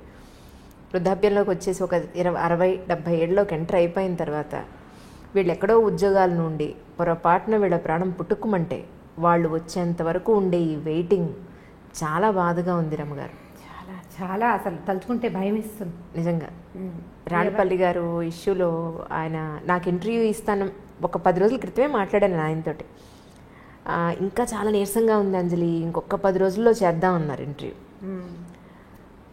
తనికెళ్ళ భరణి గారు అదే అన్నారు, ఆయన చనిపోయారమ్మా, ఇంటర్వ్యూ అవ్వలేదు కదా, చేస్తుంటే మాత్రం నీదే ఆఖరి ఇంటర్వ్యూ అయి ఉండేది. ఇప్పుడు వాళ్ళ అమ్మాయి కోసం ఎదురు చూపులు, ఆయన బాడీని మార్చరీలో పెట్టాం, ఆ అమ్మాయి రావాలి, ఈయన అంత్యక్రియలు జరగాలి అని. ఎన్ని రోజులు వెయిట్ చేస్తారో ఏమో మరి నాకు తెలియదు, కానీ 2 లేదా 3 రోజులు. చాలా బాధగా ఉంది. ఈ అమెరికాలో ఫారిన్ కంట్రీస్లో సెటిల్ అయ్యే పిల్లల పేరెంట్స్ అందరి దుస్థితి అదే. ఇప్పుడు ఇదివరకు అనేవాళ్ళు ఎలా బతికామనేది కాదు, ఎలా పోయామనేది ఇంపార్టెంట్. బతకటం ఒక ఒక రకమైన బతుకు అనుకోండి, ఎట్లా కొట్లా. ఈ చనిపోయిన తర్వాత అసలు ఇలాంటి మాటలు మాట్లాడడానికి కూడా కష్టంగానే ఉంటుంది. వాళ్ళ పిల్లలు రాలేదు అంటే ఆ బాడీని ఇంట్లో పెట్టుకునేందుకు, వాళ్ళు చివరి క్షణం దాకా జీవించిన ఇంటికి ఇక దాన్ని ఉంచకూడదు. ఇలాంటి దుస్థితి ఎవరికీ రాకూడదు అనిపిస్తుంది. మా కజిన్స్లో, చుట్టాల్లో, చుట్టుపక్కల ఎదురుకుండా ఇళ్లలో అసలు మేము ఉన్న లైన్కి, రాళ్లపల్లి గారి ఇంటి పక్కనే బిల్డింగ్లోనే ఈ ఎదురుకుండా లైన్ అసలు వృద్ధాశ్రమాలు అంజలి. అవి అందరి ఇళ్లలోనూ ఓన్లీ పెద్దవాళ్లే ఉన్నారు. పిల్లలందరూ ఫారిన్లో సెటిల్ అయ్యారు. ఈ పెద్దవాళ్ళు ఓపికగా ఉన్నన్నాళ్ళు సంవత్సరం వెళ్ళొస్తూనే ఉంటారు. 6 నెలలు ఉండొస్తారు, 6 నెలలు ఇంటికి వచ్చి ఇక్కడ ఉంటుంటారు. ప్రతి సంవత్సరం లేదా సంవత్సరం 2 ఏళ్ళు ఉండిపోయి మధ్యలో ఎప్పుడో ఇక్కడికి వచ్చినప్పుడు వీళ్ళల్లో ఒకళ్ళు పోతే రెండో వాళ్ళ పరిస్థితి వర్ణనాతీతం. వీళ్ళు ఏం చేయాలో తెలీదు, ఇక్కడ ఎవ్వరు ఉండరు, ఏ ఆసరం ఉండదు. ఇలాంటప్పుడే కదా మోరల్ సపోర్టు, పిల్లల సపోర్టు కావాలి. ఒంటరిగా దిక్కులేని పక్షుల్లాగా అయిపోతారు. వాళ్ళు వచ్చేదాకా ఈ బాడీ, ఈ శరీరాన్ని ఇంట్లో ఉంచలేం కదా, ఉంచే అవకాశం లేదు. అసలు మార్చురీలు ఎందుకున్నాయిరా అనిపిస్తే ఇలాంటి దానికోసం ఉన్నట్టు అనిపిస్తుంది. వీళ్ళని అక్కడ ఉంచటం, ఈ రెండో రోజుకే సాయంకాలానికే అవసరం మారిపోతుంది కదా మన పరిస్థితి. ఈ మారిపోయే పరిస్థితిని అవాయిడ్ చేయడానికి అక్కడెక్కడో పెడితే కనీసం పోయినప్పుడు ఒక ఇద్దరు వాళ్ళ పక్కన కూర్చొని ఏడ్చే పరిస్థితి కూడా లేదు కదా, అది కూడా లేదు. వీళ్ళు ఇంట్లో ఉండిపోతారు. కానీ వీళ్ళు ఏడిస్తే వీళ్ళని ఓదార్చడానికి కూడా ఎవరు మనుషులు లేరు, పిల్లలు లేరు. ఎవరో వస్తారు చుట్టాల పక్కల ఉన్నవాళ్ళు. మా ఎదురింట్లో చూశాను నేను ఇలాంటిదే. రాళ్లపల్లి గారు పాపం ఆయన అక్కడ దిగి కారెక్కి వెళ్తుండేవారు ఎక్కడికైనా. నాకేం ప్రత్యక్షంగా వారితో పరిచయం లేదు, కానీ పక్కనే కదా బిల్డింగ్, దిగి వస్తుంటే చూస్తుండేవాళ్ళు. ఇప్పుడు వాళ్ళ అమ్మాయి వచ్చేదాకా ఆగాల్సిందే. ఎవరైనా ఇదే పరిస్థితి. ఈ అమ్మ నాన్నలు పెద్దవాళ్ళు అయ్యాక ఫారిన్లో సెటిల్ అయ్యే పిల్లలు ఆలోచించాలి దీని గురించి అనిపిస్తుంది నిజంగా. ఇప్పుడు వాళ్ళు పిల్లలు ఒక చోట ఉంటారు, వాళ్ళ పిల్లలు కూడా రేపు ఒక చోట. అంటే దీనికి పెద్ద ఇంపార్టెన్స్ ఇవ్వని మనస్తత్వాలు ఉన్నాయి అనుకోండి, అదేం పెద్ద ఇదేం కాదు. కానీ మనము ఆ స్థితిలోకి వచ్చాక కానీ కొన్ని విషయాలు మనకు అర్థం కాదు. మనం ఆ పరిస్థితిలోకి వెళ్తే కానీ అర్థం కాదు మనకి. ఇప్పుడు అర్థమయ్యాక మనం చేతులు కాలేక ఆకులు పట్టుకున్నట్టుగా అప్పుడు ఇంకా చేయగలిగేది ఏమీ లేదు కదా. కొంచెం ఆ పేరెంట్స్ పెద్దవాళ్ళు అయితే పిల్లలు ఇండియాలో ఉండి అని, లేదా వాళ్ళు ఎక్కడుంటారు అక్కడే ఉండటం, లేదా వీళ్ళని తమ దగ్గరే ఉంచుకోవటం లాంటిది ఏదైనా చేస్తే బాగుంటుందేమో అనిపిస్తుంది. వీళ్ళు అక్కడ ఇమ్మడలేకపోతారు పాపం, వీళ్ళు అక్కడ ఉండలేకపోతారు. వీళ్ళ ఎన్వైరన్మెంట్ ఒక అలవాటు పడి ఉంటాం కదా ఇది. అందుకని వీళ్ళు ఇక్కడ ఉండటం, వాళ్ళు బయట ఎక్కడో ఉండటం. ఈ బయట కంట్రీస్లో సెటిల్ అవ్వటం పిల్లలంటే ముందంతా భలే సరదాగా ఉంటుంది. అంటే వీళ్ళు నడి వయసులో ఉండగానే పిల్లలు బయటికి వెళ్ళిపోతారు, రకరకాల వస్తువులు పంపిస్తారు, బోల్డ్ డబ్బు వస్తుంది. అంతకుముందు చిన్న డబల్ బెడ్రూమ్ ఇళ్లలో ఉండేవాళ్ళు పెద్దగా లావిష్గా పెద్ద ఇళ్ళు కొనుక్కుంటారు, ఓ వంట మనిషిని పెట్టుకుంటారు. చాలా ఇళ్లలో కనపడుతుంది సహాయానికి. అక్కడి నుంచి ఓ పని మనిషిని ఎవరినో పెడతారు, అక్కడికి ఇక్కడికి ట్రిప్పులు వెళ్ళొస్తారు, పిల్లలు ఫ్లైట్లు బుక్ చేసేస్తారు, వెళ్తూ ఉంటారు. ఓపిక సడలని అంతకాలము బాగుంటుంది, చాలా ఎంజాయ్ చేస్తారు జీవితాన్ని పిల్లలు. బయట అందరూ కాదు, 80% ఇళ్లలో జరుగుతుంది ఇట్లా. కొన్ని ఎక్సెంట్రీస్ ఏవో చిత్రమైన కేసులు జరుగుతాయి, అసలు పట్టించుకొని కొడుకులున్న వాళ్ళు కూడా కనిపిస్తుంటారు, కానీ లోక సహజంగా జరిగేది. వీళ్ళ ఓపిక తగ్గి ఈ ఇద్దరిలో ఒకళ్ళు దాటిపోయే స్థితి వచ్చినప్పుడు అప్పుడు వస్తుంది సమస్య. ఇప్పుడు ఇంతకాలం ఎంజాయ్ చేసి పిల్లల్ని ఏమంటారు, మీరు మమ్మల్ని వదిలిపెట్టి వెళ్ళిపోయారు, దూరాన్ని ఉన్నారు అని అనలేకపోతారు. వాళ్ళ కోసం వీళ్ళు వెయిట్ చేయాల్సే వస్తుంది. ఇప్పుడు ఒక మంచి ఒక చెడు అవునండి పక్కపక్కనే ఉంటాయి కదా. ఈ పక్కపక్కనే ఉండటంలో ఈ పిల్లలు ఫారిన్ కంట్రీస్లో ఉండటం, భార్యాభర్త ఇక్కడ మిగిలిపోవటం ఒక లైన్గా జరిగిపోతూనే కనపడుతుంది. అసలు ఇదివరకు అక్కడక్కడ కనపడేది, ఇప్పుడు ప్రతి ఆల్టర్నేట్ ఇంట్లోనూ ఒక సమూహంలో సగానికి పైగా ఇలాంటివే ఉన్నాయి. మా అక్కయ్యల పిల్లలు కూడా మగ పిల్లలు ఫారిన్లో ఉన్నారు. మా పరిస్థితులు కూడా అదే. కొన్నాళ్ళు పోయాక మేము కూడా అదే లైన్లోకి వెళ్తామని అనిపిస్తుంటుంది. మా అక్కయ్యలు పెద్దవాళ్ళు కొంచెం చాదస్తంగా కాస్త ధోరణిగా బిహేవ్ చేస్తే ఓ 10 ఏళ్ళు పోయాక నేను కూడా ఇంతేనేమో అనిపిస్తుంది. 10 ఏళ్ళు అలాగే అవుతాం కదా. ఇప్పుడు మీరు పై వాళ్ళని చూసే అవకాశం లేకపోతే చాలా నేర్చుకోలేము అంజలి. మన ముందు తరాన్ని ఫ్రీక్వెంట్గా చూసే అవకాశం ఉంటే మనం జీవితాన్ని చాలా తెలుసుకోగలుగుతాం, చాలా నేర్చుకుంటాం, ఎక్కువ తెలుస్తుంది. ఇప్పుడు నాకు ఎక్కువ తెలియటానికి కారణం నా ముందున్న తరాలన్నీ నాకు క్లోజ్గా ఉండటమే. నాకు అదొక అదృష్టమే. ఇందులో ఒక చిన్న మైనస్ పాయింట్ ఏంటంటే వాళ్ళ వృద్ధాప్యాన్ని చూస్తూ 10 ఏళ్ల తర్వాత నేను కూడా ఇంతేనని నాకు రోజు గుర్తు వస్తూ ఉంటుంది అన్నమాట. నాకు తెలుస్తూ ఉంటుంది, ఓ 10 ఏళ్ల తర్వాత, ఒక 15 ఏళ్ళ తర్వాత నేను కూడా ఇలాగే అవుతాను, నేను ఇంతకే వెళ్తాను, ఇందులోకే వెళ్తాను. మామూలు జనాలకు ఆ అవకాశం ఉండదు, పెద్దగా తెలుసుకోరు, సరదాగా తిరిగేస్తూ ఉంటారు. ఎవరన్నా పెద్దవాళ్ళు కనిపిస్తే వాళ్ళు సీనియర్ సిటిజన్స్గా తోస్తారు. నాకు సీనియర్ సిటిజన్స్ అనిపించదు, మాకు అక్కయ్య లాగానే తోస్తారు, అదే అలవాటు కదా. అవును. వీళ్ళని చూసి చూసి వచ్చింది 10 ఏళ్ళు పోయాక నువ్వు, ఇప్పుడు మా అబ్బాయిలే నాకు చెప్తారమ్మా 10 ఏళ్ళు పోయాక నువ్వు విజయపెద్దం లాగా అయిపోతావు, ఇప్పుడే చంపేస్తున్నావు నువ్వు. ఇలా అవుతూ మన జీవితాలు కూడా ఇందులోకి వెళ్ళవలసిందే. మనం తెలుసుకోవాల్సింది ఏంటంటే ఇవాళ యంగ్ ఎనర్జెటిక్గా శుభ్రంగా బ్రహ్మాండంగా చాలా దృఢంతో ఉన్న మనము రేపొద్దున వెళ్ళే దారి మన ముందున్న దారే కానీ కొత్త దారి ఏది కాదు. అసలు సృష్టిలో కొత్తది లేదు, ఏది లేదు. ఇప్పుడు మనం ఒక విశృంఖలమైన ప్రపంచాన్ని చూస్తున్నాం. మనని చూసినప్పుడు మన పేరెంట్స్ కూడా ఇలాగే అనుకున్నారు, ఏమిటో మారిపోతున్నారు పిల్లలను. మన అమ్మా నాన్నలు అంటే ఇప్పుడు మా అమ్మా నాన్నలు చేయలేదు, కానీ సాధారణంగా మన ముందు తరంలో ఉన్న అమ్మా నాన్నలు పల్లెటూళ్ళు వదిలిపెట్టేసి టౌన్లకి వాటికి గవర్నమెంట్ ఉద్యోగాలకి వస్తున్నప్పుడు వాళ్ళ ముందు తరం కూడా అలాగే అనుకుంది. రోజులు మారాయి అన్నమాట ప్రతిసారి ప్రతి తరం తర్వాత పునరావృతం అవుతూనే ఉంటుంది, తిరుగుతూనే ఉంటుంది ఆ మాట. దాని నుంచి మనం తప్పించుకోలేకపోతాం. ఇప్పుడు మరీ పెరిగింది, రేపొద్దున ఇంకా పెరుగుతుంది. పాతదారిని పట్టడం మన వల్ల అవ్వదు, పాతదారిని వదలలేకపోవటం మాత్రం మన వల్ల అవుతుంది. మనం ఏం చేస్తామంటే మనకి బాగా నచ్చిన విషయాలు కొత్తవి తీసేసుకుని మనకు నచ్చనివి పాత రోజులు బాగున్నాయి అని చెప్తూ ఉంటాం. మనకి ఏది ఇష్టం లేదో ఇదివరకు మేము అలా చేసేవాళ్ళం కాదంటాం, కానీ మనం ఇదివరకు చేయనివి చాలా చాలా చాలా చాలా చాలా చాలా మన జీవితంలో తుడి చేసుకున్న లోపలికి వచ్చేసినాయి అంతే. తలంటి పోసుకోవటం దగ్గర నుంచి ఎక్కడున్నాయి అసలు కుంకుడుకాయలు ఎక్కడున్నాయి చెప్పండి. ప్రతిదీ మన తిండి, మన బట్టలు, మన అలవాట్లు, మన విధానాలు, మన ఇళ్ళు, మన వాకిళ్ళు, ప్రతి విషయం పండగ వచ్చినప్పుడు మనకి సీరియస్గా గుర్తొస్తుంది, ఈ పండగ నాడు మా ఇదేదో చెయ్యాలి అని. ఆ ఒకరోజు తర్వాత మర్చిపోతాం. కొంతమందికి పండగలు కూడా గుర్తురావు. పండగ ఇప్పుడు బాగా గుర్తు ఎలా వస్తుంటే టీవీలలో హోరెత్తిపోతూ ఉంటాయి కాబట్టి పండగలు గుర్తొస్తాయి. అవి బాగా ఉపయోగపడుతున్నాయి, ఆ విషయంలో మాత్రం బాగా ఉపయోగిస్తున్నాయి. ఇది మంచిగా చెడు అంటే మంచి చెడు కూడా ప్రతి అన్ని పదునైన కత్తులే కదా, ప్రతిదీ పదునైన కత్తే. ప్రతి దాన్ని మనం జాగ్రత్తగా వాడుకోవాల్సిందే అంతే. మిమ్మల్ని ఇలా కలవడం, మీతో ఇలా మాట్లాడడం, ఎన్నో తెలియని విషయాలు తెలుసుకోవడం చాలా చాలా సంతోషంగా ఉంది రమ్మగారు. నిజంగా థ్యాంక్ యూ సో మచ్. మిమ్మల్ని ఇబ్బంది పెట్టాను, దయించి ఏమీ అనుకోవద్దు. అంటే ఇప్పుడు మీరు మర్యాదగా మాట్లాడుతున్నారు, కానీ మీకు తెలియని విషయాలు నేనేమైనా చెప్పానా? చెప్పారు, డెఫినెట్గా చెప్పారు. అలా అనిపిస్తుంది. అంటే నాకు అనిపించింది ఏంటంటే ఇంట్లో మీలాంటి పెద్దవాళ్ళు, మెచ్యూరిటీ ఉన్న పెద్దవాళ్ళు, అనుభవం ఉన్న పెద్దవాళ్ళు ఉంటే చాలా సంసారాలు బాగుపడతాయి అనేది ఒకటి. సమస్యలు పెద్దవి కాకుండా ఒక స్టేజ్కి వచ్చి కనీసం మనం తుంచేయగలుగుతాము అనేది ఒకటి నాకు బాగా అర్థమైంది. ఉండాలి మీలాంటి వాళ్ళు, ఇంటికి ఒకళ్ళు ఉండాలి.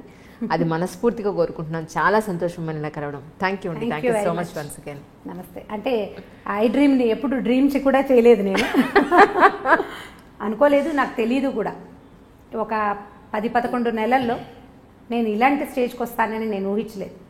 అంటే నేను లేట్ లతీఫ్ననే చెప్పాలి. చాలా పెద్ద వయసు వచ్చాక నాకు లైమ్ లైట్లోకి అంటే ప్రజల్లోకి వెళ్ళే అవకాశం కుదిరింది నిజంగా. ఇప్పుడు ఒక సుమన్ టీవీ లేకపోతే వచ్చేదాన్నే కాదు నేను. అనుకోకుండా వాళ్ళు నన్ను తీసుకొచ్చారు. ఆ తర్వాత ప్రజల జీవితంలోకి నేను చాలా తేలిగ్గా వెళ్ళిపోయారు, చాలా తేలిగ్గా వెళ్ళిపోయారు. కథల్లో నుంచి వెళ్ళిపోయాను ఈజీగా. సో ఆ తర్వాత ఐ డ్రీమ్లోకి కూడా వచ్చేసాను అనుకోకుండా. చాలా థ్యాంక్ యూ. మీరు అసలు నన్ను పర్సనల్ ఇంటర్వ్యూ అనే పాయింటే నాకు నచ్చలేదు యాక్చువల్గా. అది నా దగ్గర తెలుసుకోవడానికి ఏమి లేదనిపించింది నాకు. బట్ మీరు నన్ను కన్విన్స్ చేశారు నేను అదే క్వశ్చన్స్ తోటి. అవును అందుకే నేను అసలు ఒక్కడు కూడా పర్సనల్ క్వశ్చన్ వేయని కారణం కూడా. ఎందుకంటే నేను మీరు అన్న మాట నాకు అర్థమైందంటే పనికొచ్చేది ఏదైనా చేయాలండి అని అన్నారు మీరు. ఎస్, నేను కూడా అదే పాయింట్కి కట్టుబడి అదే ఇప్పుడు అంటే మీరు చేసిన ఈ ఇంటర్వ్యూలో నేను చెప్పిన పాయింట్స్లో ఏవైనా అంటే నేను చెప్పిన ఇవన్నీ నా సొంత అభిప్రాయాలే కదా. వీటిలలో ఏవైనా ఎవరికైనా ఒక్క 4 వాక్యాలైనా ఉపయోగపడితే నేను అదే చాలనుకుంటాను. ఇప్పుడు నేను చెప్పే కథల్లో కూడా నా ఉద్దేశం అదే. మనకు ఒక మంచి మాట, ఒక మంచి విషయం తెలుసు, 10 మందికి చెప్తాం, ఒకళ్ళకి యూజ్ అయినా చాలు.